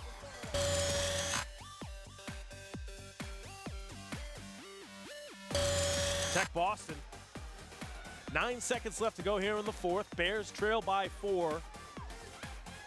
They're at the Latin Academy 48-yard line. Jocks out of the shotgun. Looking over the middle, he's got Lambert. Lambert breaks free. Jonathan Lambert up the middle. He's going to win the game. Unbelievable. Oh, my that is goodness. Unbelievable. Can you believe that? Jonathan Lambert. First of all, they throw the ball in the middle of the field, which you wouldn't think they'd do because with the time. 9 seconds left. Lambert breaks the tackle and takes it all the way. How about that? Nobody drew that one up like that except for maybe Tech Boston. Jocks with a nice pass over the middle. Watch how Lambert twists away from 2 defenders, and that's just the speed. That's the speed we're talking about. The last play of the game. Unbelievable. But I talked about Lambert. I said ever since he dropped that screen pass early in the game, incredibly. He's been incredible. He's done everything.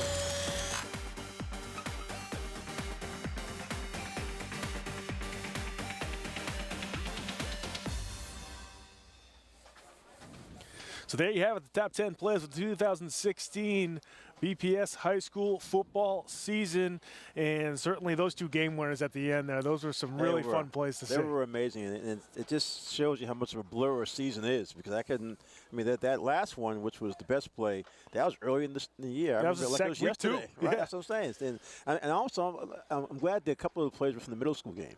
That's right. They were able to. They had some nice plays. The wide receiver screen was really nice, and then Basby, the running back, he's definitely. We're going to see him in the high school level because he has good instincts, good talent, and more importantly, he wants to play. Because we interviewed him after the game. That's right.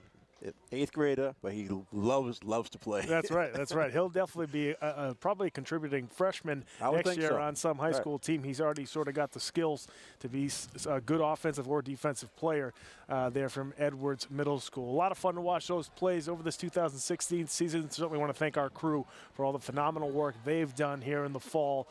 First of all, because it's hot in the beginning of the season, and then it's freezing at this point in the season. So, guys, thank you very much. Folks, we're at the half here at Thanksgiving on White Stadium, and the East Boston Jets with a commanding 44-0 lead over the South Boston Excel Knights. We're going to head to break. When we come back, we will have the halftime stats and a little bit of highlights of Joel Pastrana, I believe, just before we start the 3rd quarter.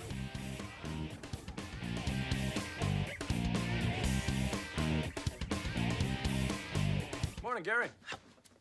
We are GetSchooled.com. You want a college education, don't you? You know you do. That's why we're here. We're free and here to guide you through every step of the way, starting with attendance. Gary, financial aid forms.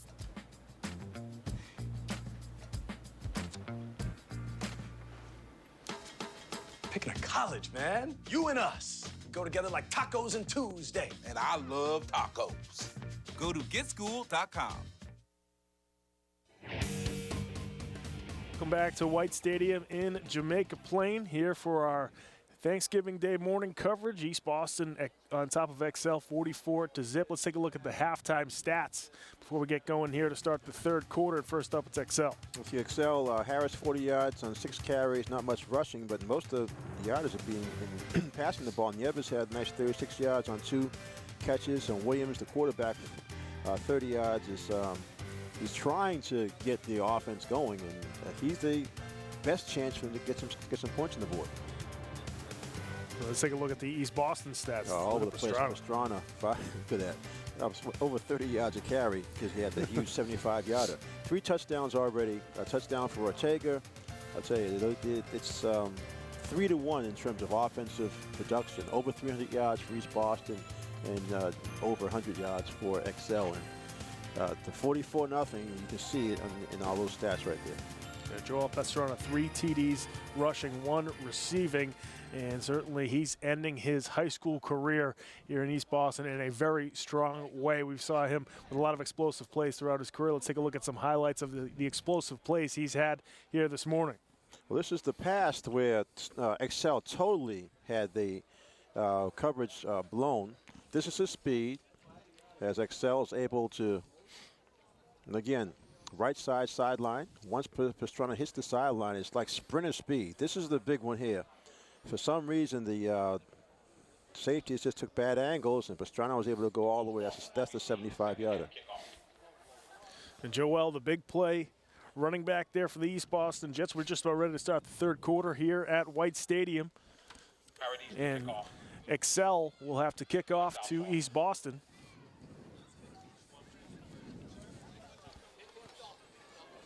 As we mentioned, the Excel Knights received to start the game, but the knuckleball type of kick that bounced off one of the upbacks was then recovered by East Boston. So Excel will have to kick off here. They have yet to stop East Boston so far in this game.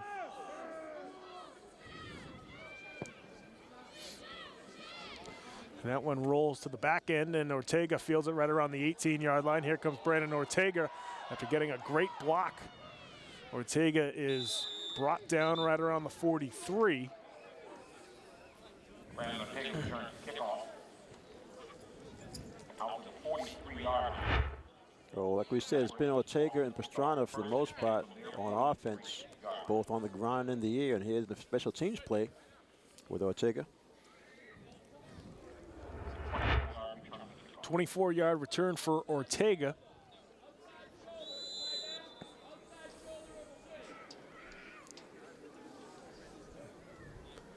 Ortega, as we mentioned, will probably be the lead back next year as he'll be a senior. No doubt. You see the way he moves around the ball now, they put him in the backfield, they put him in the wing.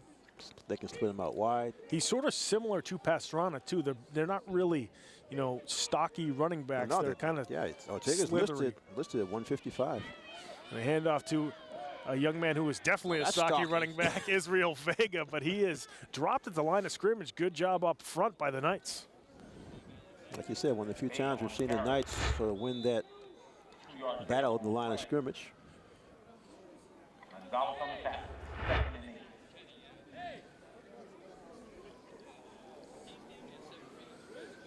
Just a 1-yard pickup, 2nd down and 9 for the Jets. Check that 2nd down and 8. They got 2 yards from Vega. Anytime he gets the ball, he's probably getting about at least 2 yards. Well, like you said, a lot of momentum going forward.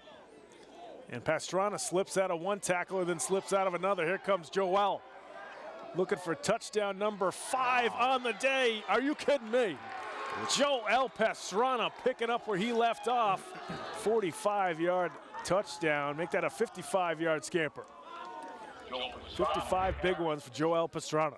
We always talk about running through arm tackles, and this is a perfect example of it. I thought the freshman Yavis had him. He ran him down, good speed, but grabbed but just didn't wrap up. Pastrana kept those legs going. Now you're talking about East Boston. Okay, East Boston has a great football tradition, so they're big on numbers. Pastrana has got to be He's got to have some kind of rushing if not numbers. Breaking a record for Thanksgiving performances for the East Boston Jets. He has 211 here today. He had 225 coming into today, so he's got almost 450 yards rushing the football just on Thanksgiving. That's in 3 games. So now the Jets will look to try an extra point. Javier Arruda into kick.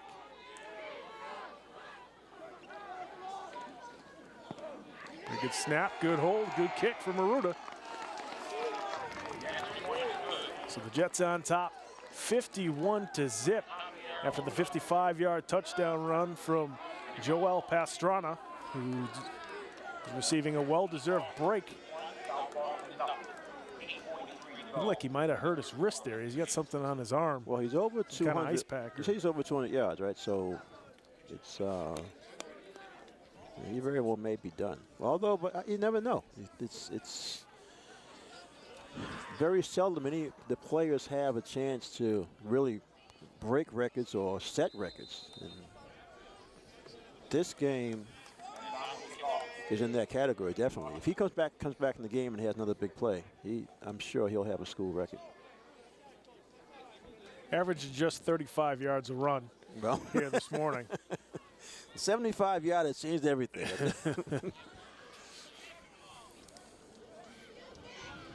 Let's not forget that reception he had earlier where he was wide open. So he's got 4 rushing touchdowns, 1 receiving touchdown.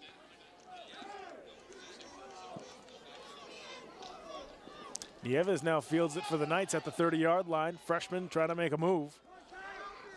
And then he escapes 1 tackler and then backs up. Lost some yardage on the return, so the Knights will take over at the 27-yard line. Young freshman just trying to make a play there. Yeah, that from what we've seen of him, he had a good, nice reception in the first half. This time, just nowhere to go.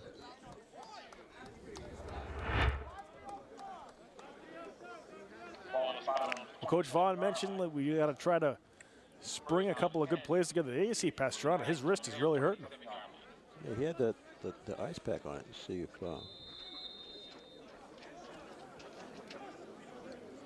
He may not come back. I mean, it totally depends on, like you said, if he is really hurt. Now on first down for the Knights. The handoff to Harris, Markell. Up to the 33-yard line, so, or excuse me, 28-yard line. So just a 1-yard pickup. 2nd and 9 now for South Boston.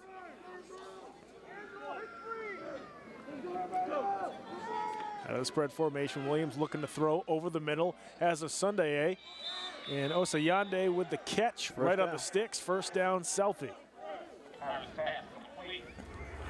Which Vaughn mentioned, they need to string together a couple of positive plays. I like the fact they're going no huddle. Yeah, this is pick up the tempo a little bit. Something different.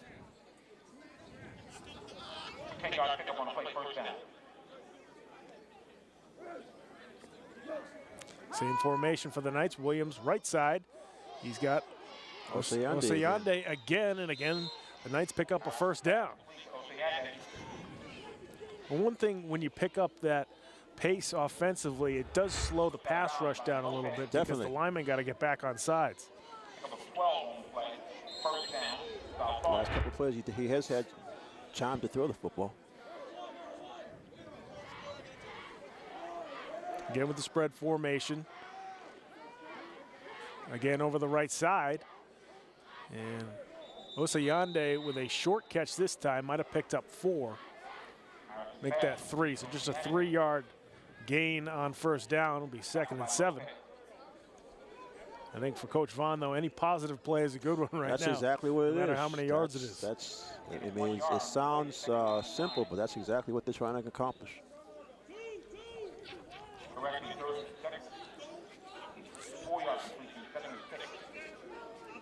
Second and 7 now for the Excel Knights.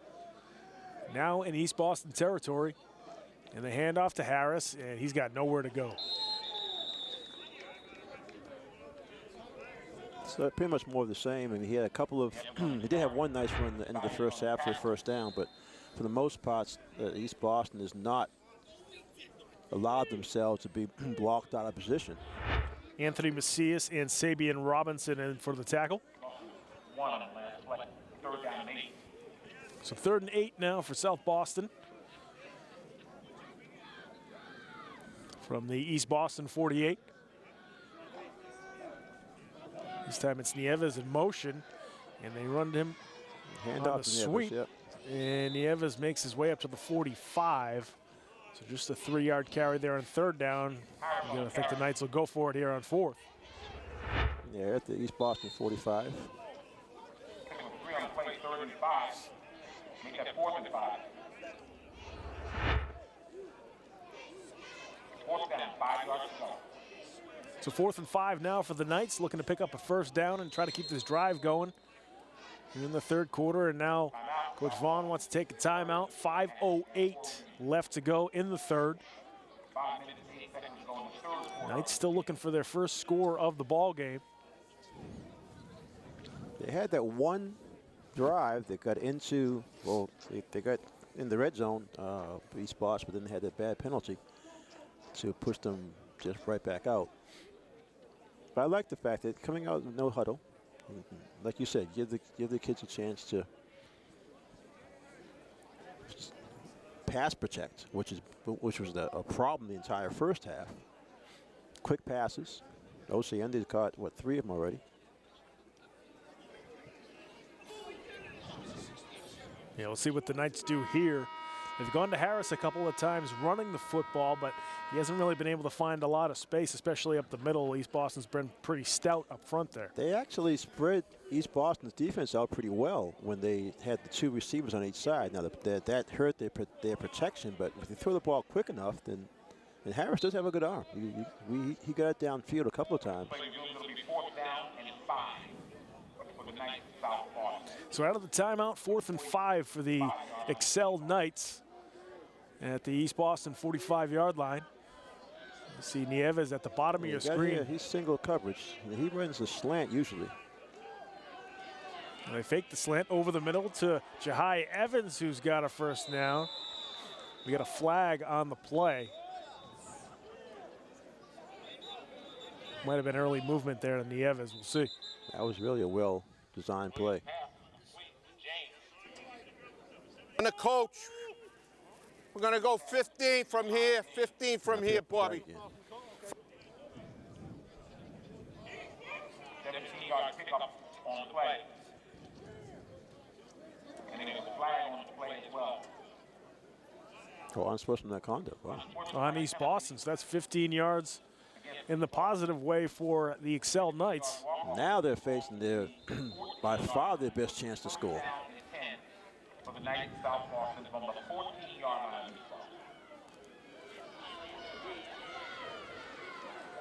So the Knights now at the 14 of Eastie.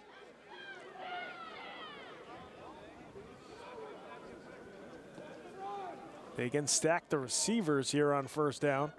With Harris the lone back in the backfield. Williams going to take it himself. He's got some room. Stephen Williams then chopped down inside the 5. But a good pickup there on first down for the Knights. Like you said before the snap, because they spread him out, nice fake. Good fake to Harris, and then Williams, like you said, is able to get inside the 5-yard line. They mark him down right at the 5, so it'll be 2nd and 1. Oh, this looks like a jumbo package here for South Boston. They took Williams out. Now they're going to have Harris go back to quarterback. He's in there with basically 2 fullbacks. So Harris will run this one. They started the game with this, actually. They opened up the game, their first series. Harris was in there at the quarterback. You got Evans and Figueroa, the 2 lead backs. Direct snap to Harris. He's got the first down inside the 5 down to about the 3. Yeah, he's just trying to wedge his way between those big fellas.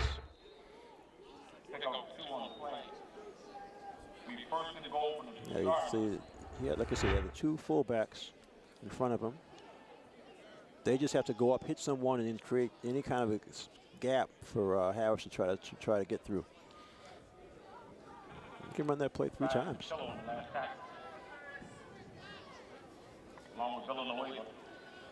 First and goal. So 1st and goal now for the Knights, looking for their first score of the morning. With just under 3 minutes left to go in the 3rd quarter. Now from the 2-yard line. Again, it's Harris out of the shotgun. Slips a tackle. Markel short of the goal line. He should be dropped down right around the 1. Yep. It's making a little bit. It's not a whole lot there. So East Boston trying to preserve their shutout. You see Harris go past the first tackler.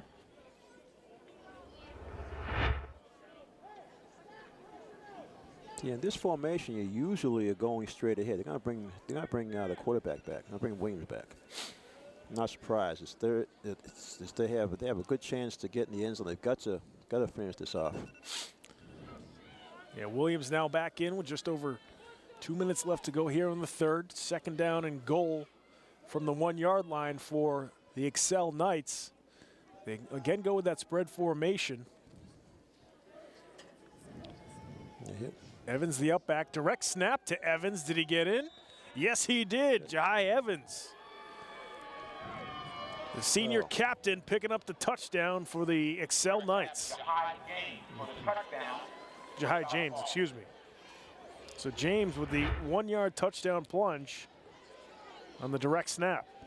Short snap to the fullback.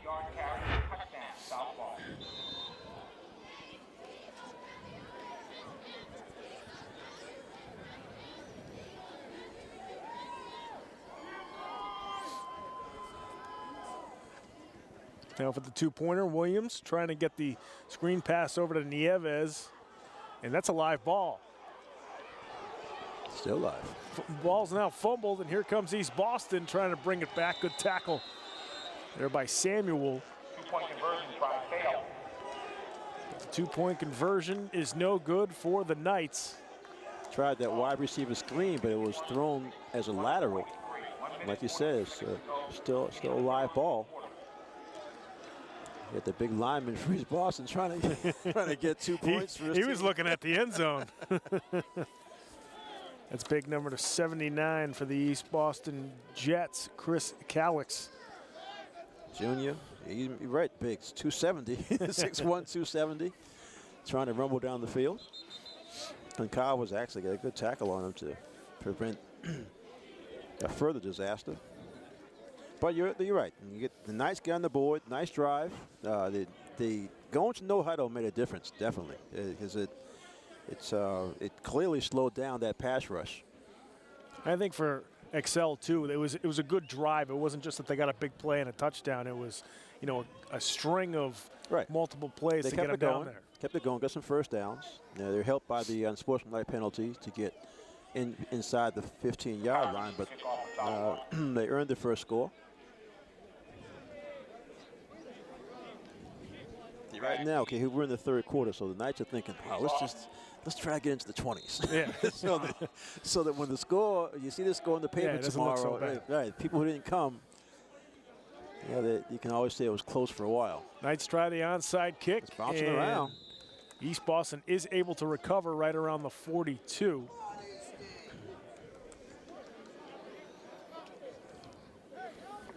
And now the challenge is, can the Knights stop East Boston? They haven't stopped them all game. Every time there's been offense for East Boston, they have managed to finish off. Jan Lopez with the recovery for the Jets. Jeff Benzon back in at quarterback. This could be his last series. Yeah, Pastrano's here on the corner, on the sideline. I also saw number 11, Dom Russo, warming up earlier. He's a freshman quarterback. The handoff over the right side to Lopez. Lopez breaking free. Jan Lopez dropped right around the 35. Make that the 36. Lopez with a 21-yard pickup. Makes a nice cut here as he runs out of the arm tackle.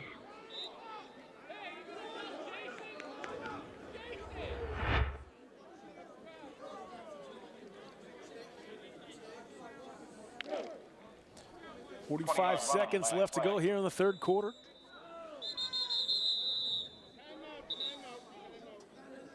And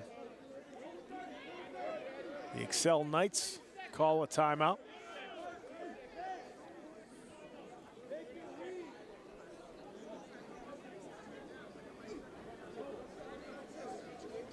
It looks like they're trying to set the defense. They have 11 guys out there, but they might not have had either the right personnel or the right alignment.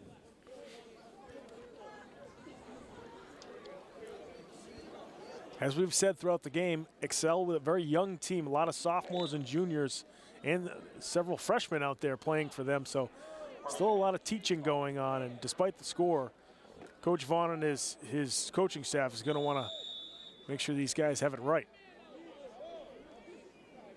So that's the key. Yeah, that's how you keep the younger players interested in coming back to play next season. Elvis Navarro with the carry there for East Boston. 5-yard gain by Navarro. Make that a 4-yard gain by Navarro. A lot of backup players up front for East Boston, so you're not getting that crisp blocking that you're seeing in Pastrana and Ortega earlier. And good job by the Excel defense coming up and making that stop as Alec Parnell got the carry. The junior running back for the Jets. Jets will be faced with a 3rd and 5, but that might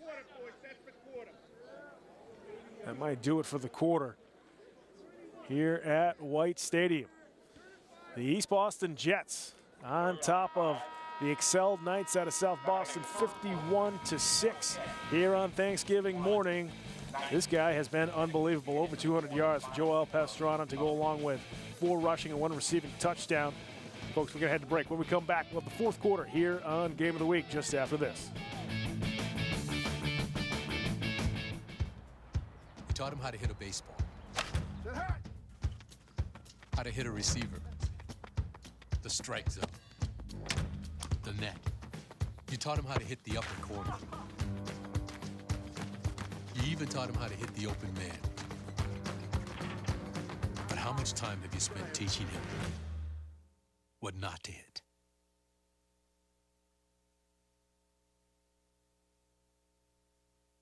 Oh!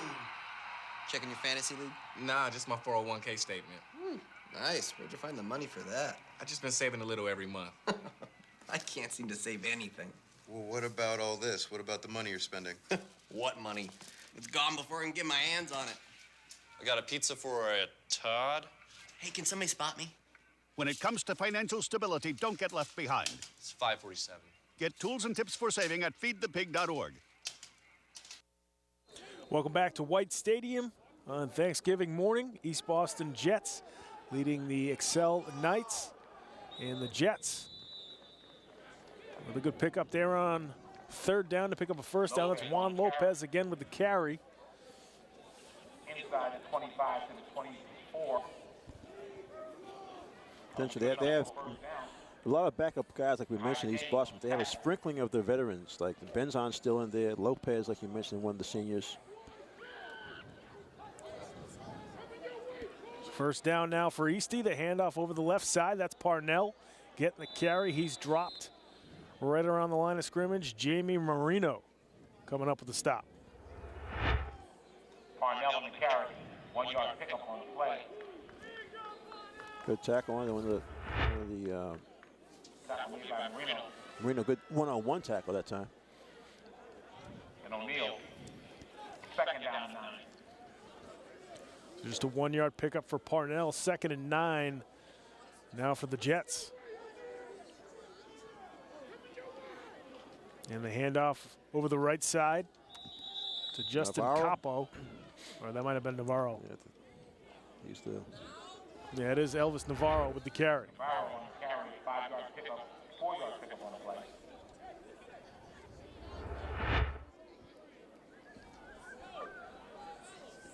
Third and 5.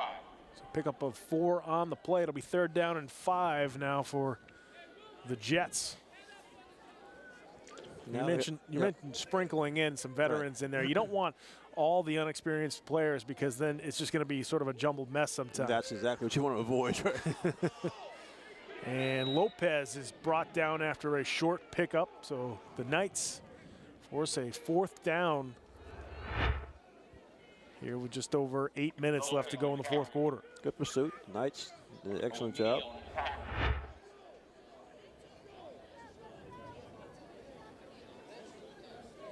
You see Jeff Benzon with head coach John Parziali.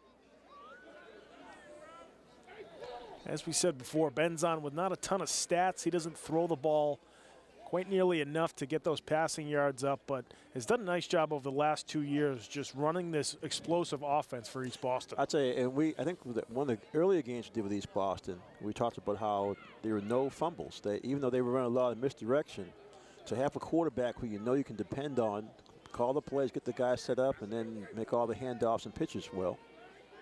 Now on 4th and 3, Parnell gets the carry. He's short of the first down. That's going to be a turnover on downs. The Knights will take over, and another positive play for the XL. Well, to get the ball back, we do have a penalty on the play. Let's see if it's going to be against East Boston. So the XL will get the ball back.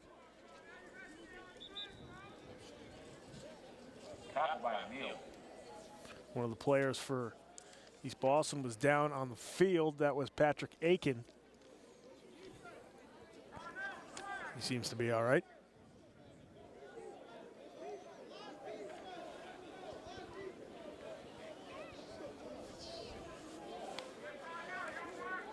Pretty much wholesale substitutions here for the Jets. A lot of new faces out there on defense. The referee forgot his flag.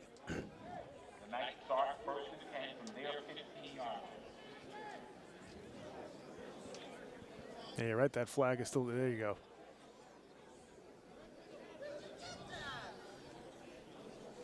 So 1st down and 10 for the Excel Knights from the 15-yard line. Nieves, the man in motion, he gets the end around. He's got some space. And Evans escapes one tackler and then runs out of bounds at the 22. So a 7-yard pickup on 1st down for the fantastic freshman for the Knights. I'll tell you, if you talk about players to look forward to for the Knights for next season, next couple of seasons, he's one of them. He had that jumping catch in the first half, and not many opportunities since then. The other thing, too, is the quarterback's just a sophomore, so these two guys have another 2 years to play together. 2nd and 3 now for the Knights. Williams over the left side. This time he's got Harris. And Harris picks up a 1st down all the way to the 29.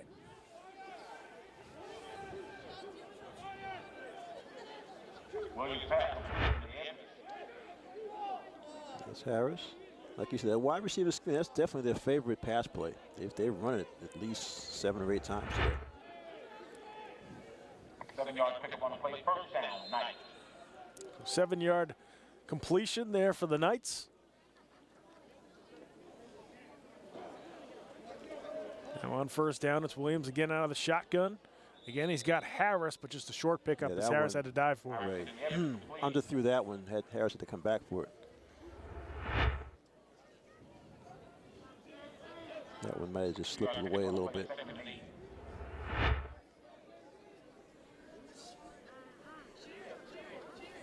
Second and 8 now for the Knights from the 31-yard line. Williams now looking deep down the left side, overthrown, and Ortega trying to stretch out for the interception, but he get a one-handed catch. Might have to add that to the top 10 plays if he was able to make that one. If he pulled that one in. Actually, Harris stopped running. Maybe he didn't. I don't know if he thought Williams couldn't get out that far, but he stopped running and the ball was overthrown. So 3rd and 8 now for the Knights.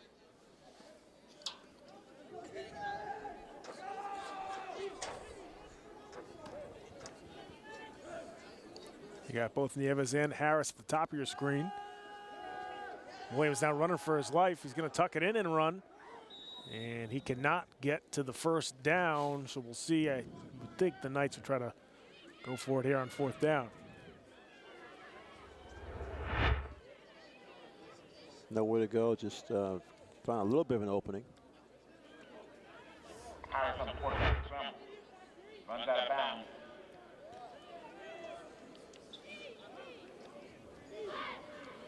Fourth and 4 now for the Excel Knights, trying to keep this going. Williams over the middle. He's got a screen to Jahai Jones, but he is wrapped up immediately. That was a nice tackle to prevent that first down. Looked like Mike De La Rosario. That was Nate Matera with the tackle. So the Jets take over at the South Boston 31-yard line.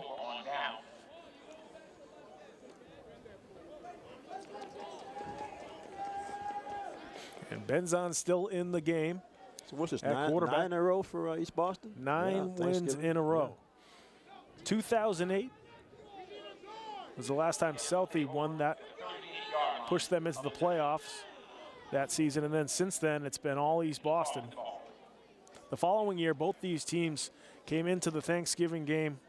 Excuse me, that was 2011 when both these teams were undefeated in the Boston North, and the winner of that game would then make it to the playoffs. Right. So that was a huge game here at White Stadium just a few years ago. Here we go on first down. Big time carry for Elvis Navarro, who was in for a touchdown.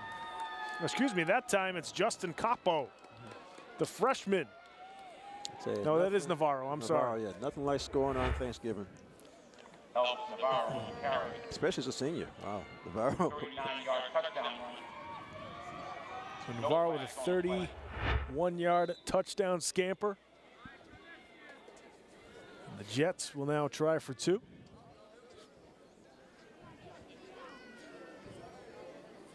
Last time the Jets scored, they let Javier Arruda try for the point after.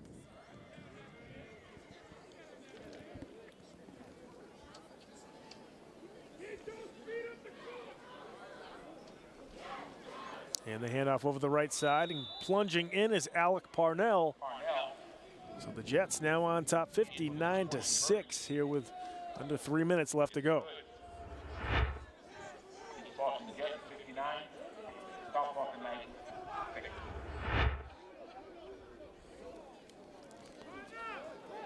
We knew East Boston was capable of putting up a lot of points. I don't think we expected 59 is a lot. That's right. But give them credit. They ran their regular offense. Sure. They ran their regular plays. They took advantage of turnovers. Started the game with that the onside kick that they recovered. So they earned it. We got an update down on the field. Our sideline reporter Alan Siegel has got something for us. Alan, what's happening? Thanks, guys. How explosive is Joel Pastrana this season? He had 7 rushing touchdowns coming into the season, coming into this game. 5 of them were over 20 yards or more today. Add 4 more, and all 4 of those were over 20 yards. He hurt his left wrist. Obviously, with the score being the way it is, he's probably doubtful to return into this game. But talk about an explosive running back, Joel Pastrana, the heart and soul of the East Boston Jets. Thanks very much, Alan. Mentioned Pastrana a lot so far as Osayande with the return up to the 47-yard line. Joel also very good runner on the track team and a long jumper for the Jets. Again, Osayande, decent return. There's a lot of backup plays in there for East Boston.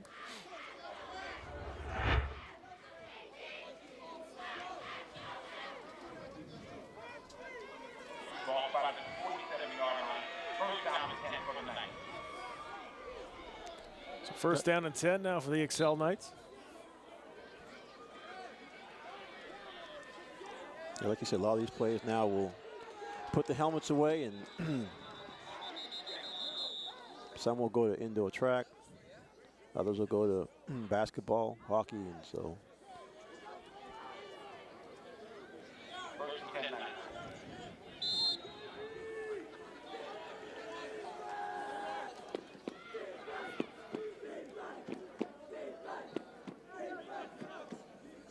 Knights still trying to get their alignment correct. Here on first down, it's Williams. And he bounces that one to Nieves. One thing that's hurt, or excuse me, that was to Harris. One thing that's hurt the Knights too is they have to throw the ball because rushing, they really haven't been able to do very much on the ground. Not at all, and I think Harris got a little shell shocked by getting hit, pressured so often in the first half. Because this half he actually has had time. It's just been short in a couple of throws. East Boston Jets with 355 yards rushing in this one. Meanwhile, the Knights with just 64. Nieves wide open, one-handed grab by the sophomore. Did he step out of bounds? Yes, he did, but still a great grab. That's two spectacular catches from the freshman, excuse me. Josh Nieves. Watch this catch. Had to pull it in with one hand, skirt the sideline, and 27-yard pickup on the play. First down for the Knights. Now on first down. Again, this time going to Harris, and he is in for a touchdown. Markel Harris. Stop and go play on the backup cornerback. 7th touchdown reception of the season. Got a flag on the play. And is probably going to come back if that's in the backfield, unless it was a late hit. C.D. Williams pass complete to Markel Harris. 26-yard touchdown. I think it is a personal foul, possibly a late hit. Hurry up, run. We'll never know. Now on the two-point conversion. Knights with 122. High pass for Harris, well over his head, so that'll fall incomplete. But the Excel Knights do get to double digits. Their second touchdown of the game. Markel Harris with his 7th receiving touchdown of the season, so that's most likely how he'll end his high school career at Excel High School. And Coach Vaughn mentioned that Markel has been looked at by a couple of D3 colleges to play football at the next level, and with his size and athleticism, you can see why a team would want him as a receiver on their squad. You can see he can run, and I think he's been leading this team. You know, the two games they won, he was instrumental. And he's just had a bad start today's game. He had that unsportsmanlike penalty in the first half. This sort of, I think, mentally took him out of the game a bit.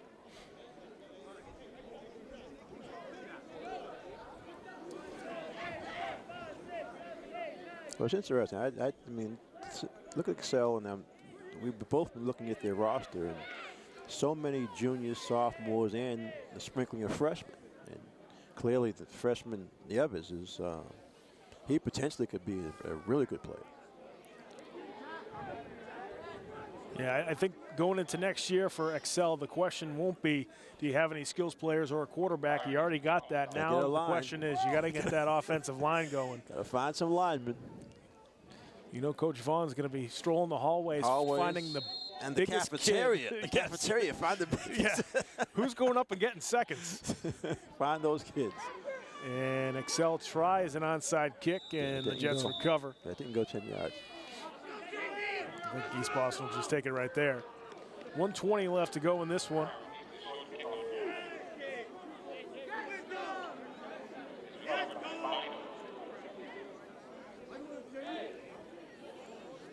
So seniors like Joel Pastrana, Jeff Benzon, and company will win their 4th Thanksgiving Day game, as now you see freshman quarterback Dom Russo going in for the Jets. This could be the future under center for East Boston, as Benzon will graduate at the end of the year. And we have a flag. Yeah. I think they're going to call it delay a game on the Jets.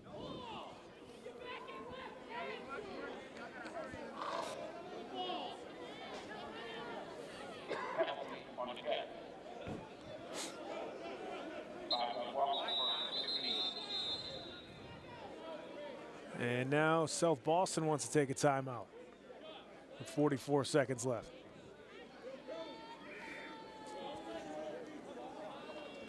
Just trying to get their alignment right. Once again, they weren't able to. I think there was a receiver uncovered at the bottom of your screen.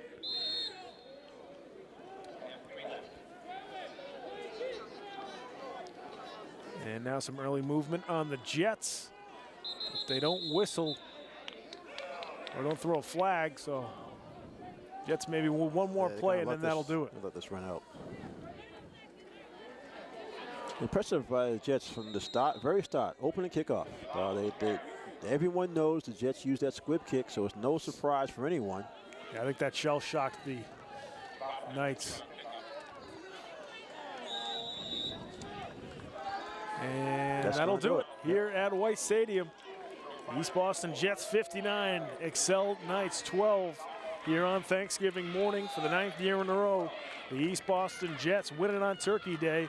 And as you just said, Alan, that opening kickoff that bounced off the upback for the Knights really, I think, shocked them. Set the tone for the whole game. Definitely, because as you said, 3 plays later, East Boston's in the end zone, and before you know it, before you even turn around, it Excel's down by a touchdown, and when their offense got in the field, they just couldn't do anything. Couldn't get any movement from the offensive line, and we knew that coming in because they were young.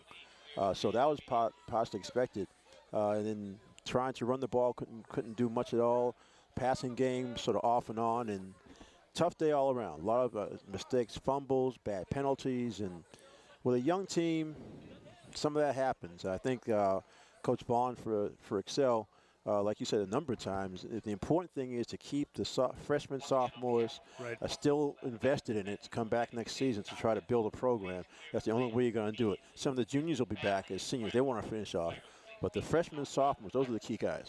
Well, certainly not the way that the Knights wanted to go out on this season, but they do finish the year with 2 wins. Meanwhile, the East Boston Jets finish the season at 5-6 with another win here on Thanksgiving. Folks, we're going to head to break. When we come back, we'll have the Game of the Week MVP, the final stats, and we'll sign off from White Stadium in just a few.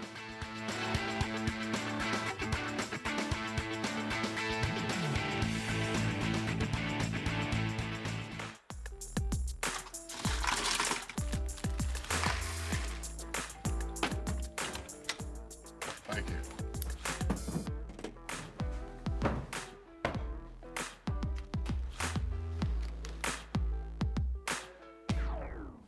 You got a king? Go fish. In your face, in your face. It only takes a moment to make a moment. Take time to be a dad today.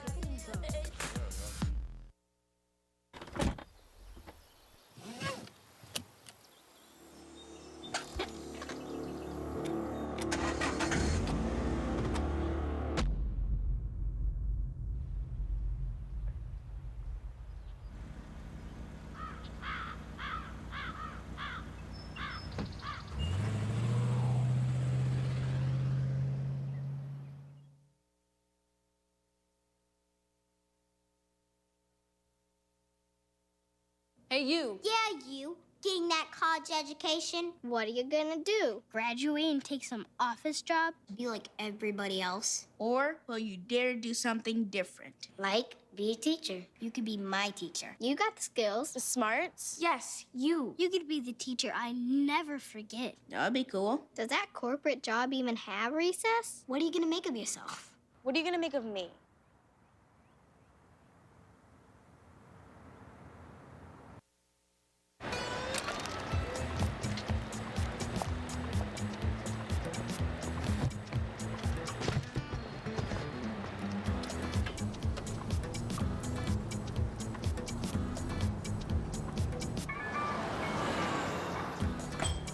It's a short ride from your neighborhood to your naturehood. To find a neighborhood park or green space near you, visit discovertheforest.org.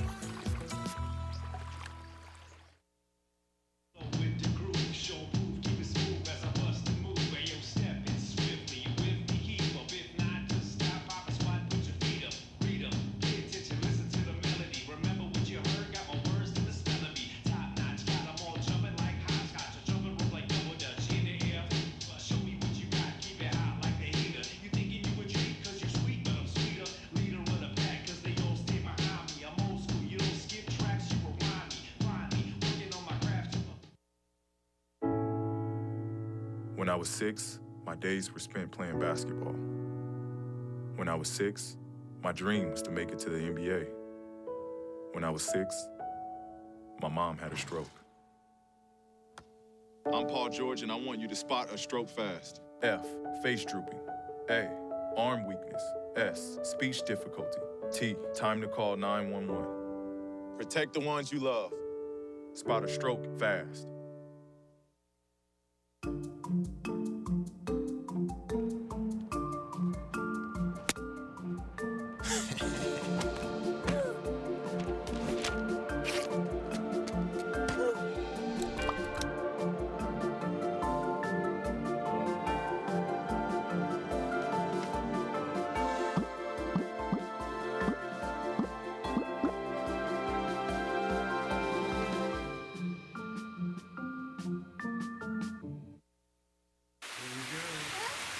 Here we go. We're gonna go out there in the rain. You're gonna get wet. All right, here we go. Go, bro!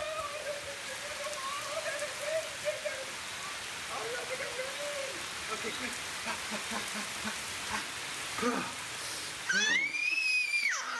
Oh yeah, yes. So much fun. Mwah. So wet. It's a beautiful day out here. Sunny today with light breezes, giving way to clouds in the afternoon. We could see some light precipitation to moderate precipitation later on, followed by powerful storm-like conditions. 90 miles per hour winds are expected. Authorities are asking everyone, stay indoors. Come on, that's it. Let's go.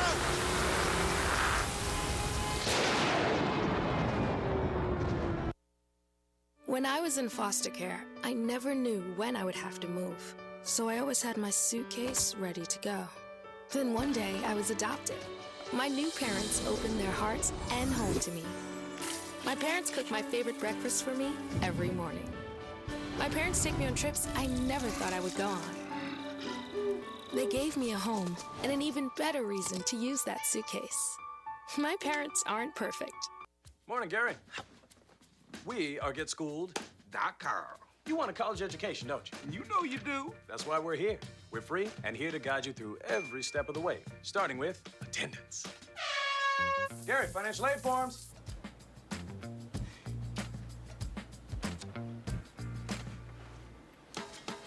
Picking a college, man. You and us. We go together like tacos and Tuesday. And I love tacos. Go to GetSchooled.com. Welcome back to White Stadium in Jamaica Plain. At the conclusion of the game of the week, East Boston Jets taking down the Excel Knights 59-12 here on Thanksgiving morning. And a very impressive performance offensively for the East Boston Jets. But got to look to number 8. Who else are we going to talk about here? What a phenomenal game for him. Undoubtedly, and as you mentioned in the open, the last 2 Thanksgiving Day games, he really had outstanding performances. As a matter of fact, his sophomore year, like we said, he came into the game. And had a chance to play and had some really didn't know him yet. Exactly. And then last year, obviously, as a junior, he was one of the star players. This year, he was just out of this world. I mean, it's his speed, his shiftiness, like you said, being versatile as a receiver, as a straight-ahead runner, inside the tackles, out on the wings, all of it. And we did see it all today from Pastrana. Without question. Joel Pastrana, probably the most dominant player on the field here today. He's had a fantastic career. Great way to cap it off with over 200 yards on the ground. 5 touchdowns total here this morning. He is our MVP. He is down on the field with his head coach, John Parziali, and our sideline reporter, Alan Siegel. So, Alan, take it away. Thanks, guys. Great Thanksgiving Day game here as I'm with Joel Pastrana. And Joel, talk about Thanksgiving and the game today. Yeah. It was a good game. We came out fighting, strong. Coach Paz told us to don't underestimate our team because they were going to come back like they did. They scored a couple of touchdowns because we kind of slacked off and played too much games. But other than that, it was a good game. Talk about your explosiveness, 11 touchdowns this season. Out of those 11 touchdowns, 9 of them are for over 20 yards or more. And, of course, you had 4 today, which were over 20 yards as well. 5. But, yeah. Well, running. I'm talking about running 5. He's correcting me. I got. Yeah, you'll get the pass. Don't worry about that. I'm talking about running though. The only reason why I ran so well is because my line blocked for me perfectly.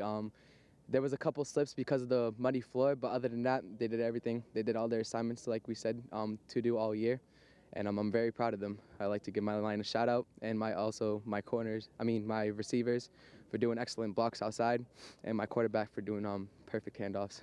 And of course, you're a senior, so now what does this mean to you, last Thanksgiving Day game here at East Boston? Last game, wow. Has it even sunk in yet? It hasn't sunk in yet. But, you know, probably will sink in when I get home. Probably cry because it's my last year and enjoy playing football, especially with Coach Paz, playing him for 4 years. Perfect offensive coordinator. Playing with the school was just an amazing experience.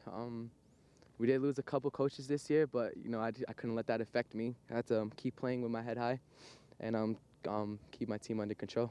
Perfect. Thank you very much. Have a great Thanksgiving. Thanks, you too. Coach, talk about what this man right here just left you. What it means to you to have. Great kid. He's been scoring touchdowns on Thanksgiving since his sophomore year. You know, he's just super fast, as you can see, very shifty, and like he said, the offensive line did well, and we're blessed to have him. It'd be sad to see him. I will get to coach him an outdoor track, which is always fun. He does long jump and some sprinting events for us. But I give Salty credit. They have a coach over there and a staff, Coach Vaughn and his staff. They did a good job, believe it or not, regardless of the score. And the rivalry is going to continue, and they're going to do well. And I give them a shout out for those guys coming out and playing hard against us. So, you know, it was a good game, and some of our young guys even got in to play, and it was a nice day for us. All right, sounds good, Coach.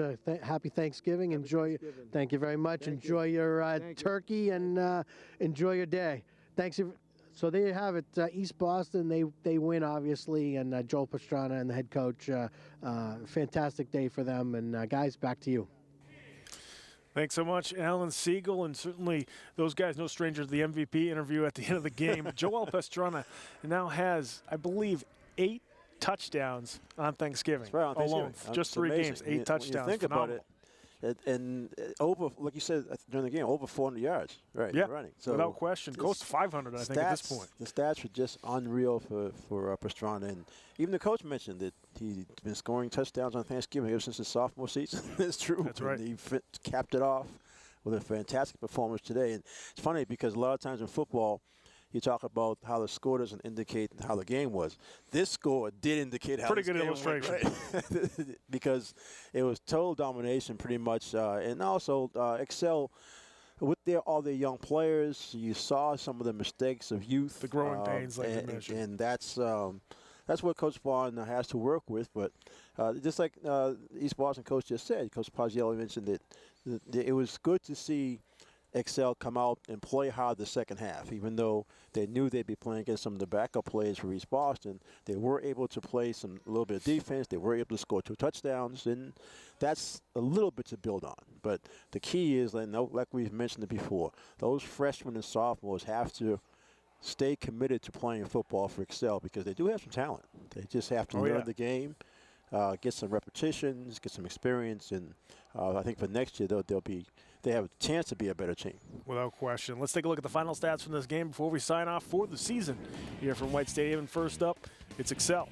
Most of the stuff is in the second half, actually, is you have Harris with 41 yards and Williams with 11 yards receiving. Nieves had that one-handed catch at the end of the game, had 4 for 73 yards. And Nieves is one of the guys we're talking about. He's a freshman. And if he can come back and stay with it, he's going to be fun to watch. He will be. Exciting, run at good speed. Harris had 61 on 4. Catches with 1 touchdown, and then Williams, the quarterback, sophomore quarterback, 13 for 27 with 131 yards, and that 1 touchdown to Harris. Yeah, he's got 14 on the season now, Stephen Williams. Let's take a look at the East Boston stats. Amazing. Just look at Pastrana, 6'10", 211 yards, 4 touchdowns running. Navarro, give him a touchdown. He had the 40 yards on 3 carries. Receiving not much because they didn't need much, but Ortega did get that 1 huge touchdown on the 78-yard catch, and then Pastrana had the 20-yard touchdown catch. Passing Benzon 2 for 2.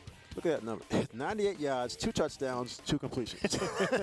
Very efficient day for Jeff Benzon. I'll tell you, and that's but that isn't indicative of how the game went. I mean, East Boston clearly showed in their very first series they can control the line of scrimmage with their offensive line. And Pastrana said, give my offensive line credit. Your kids are told to say that. Right. But in his case, it's very true. Sure. From the beginning of the game, the very open first play from scrimmage, you could see the East Boston's line was coming off the ball altogether on time. They were making room for Ortega, Pastrana, all the different running backs for East Boston. Without question, that's certainly a good way to end the season for the East Boston Jets with their 5th win of the season. Great performance here on Thanksgiving.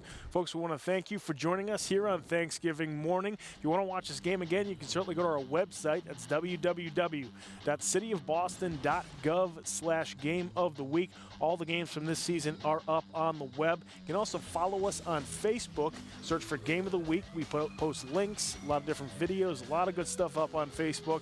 And you can also follow us on Twitter at Boston City TV. And if you want to tweet at us, make sure you use the hashtag BostonGOW. I again want to thank our crew for a fantastic 2016 high school football season. We've had some crazy weather throughout the last couple of months. So these guys have, we get here 3.5 hours before every game, and these guys are the ones doing all the grunt work. So guys, thank you very much. I want to thank you for joining us all year, folks, and we'll see you in January, because basketball is not too far away. Let's get that round ball and go indoors. Let's go inside where it's 65, 70 degrees out. Everybody, happy Thanksgiving. We'll see you next time here on Game of the Week. Take care.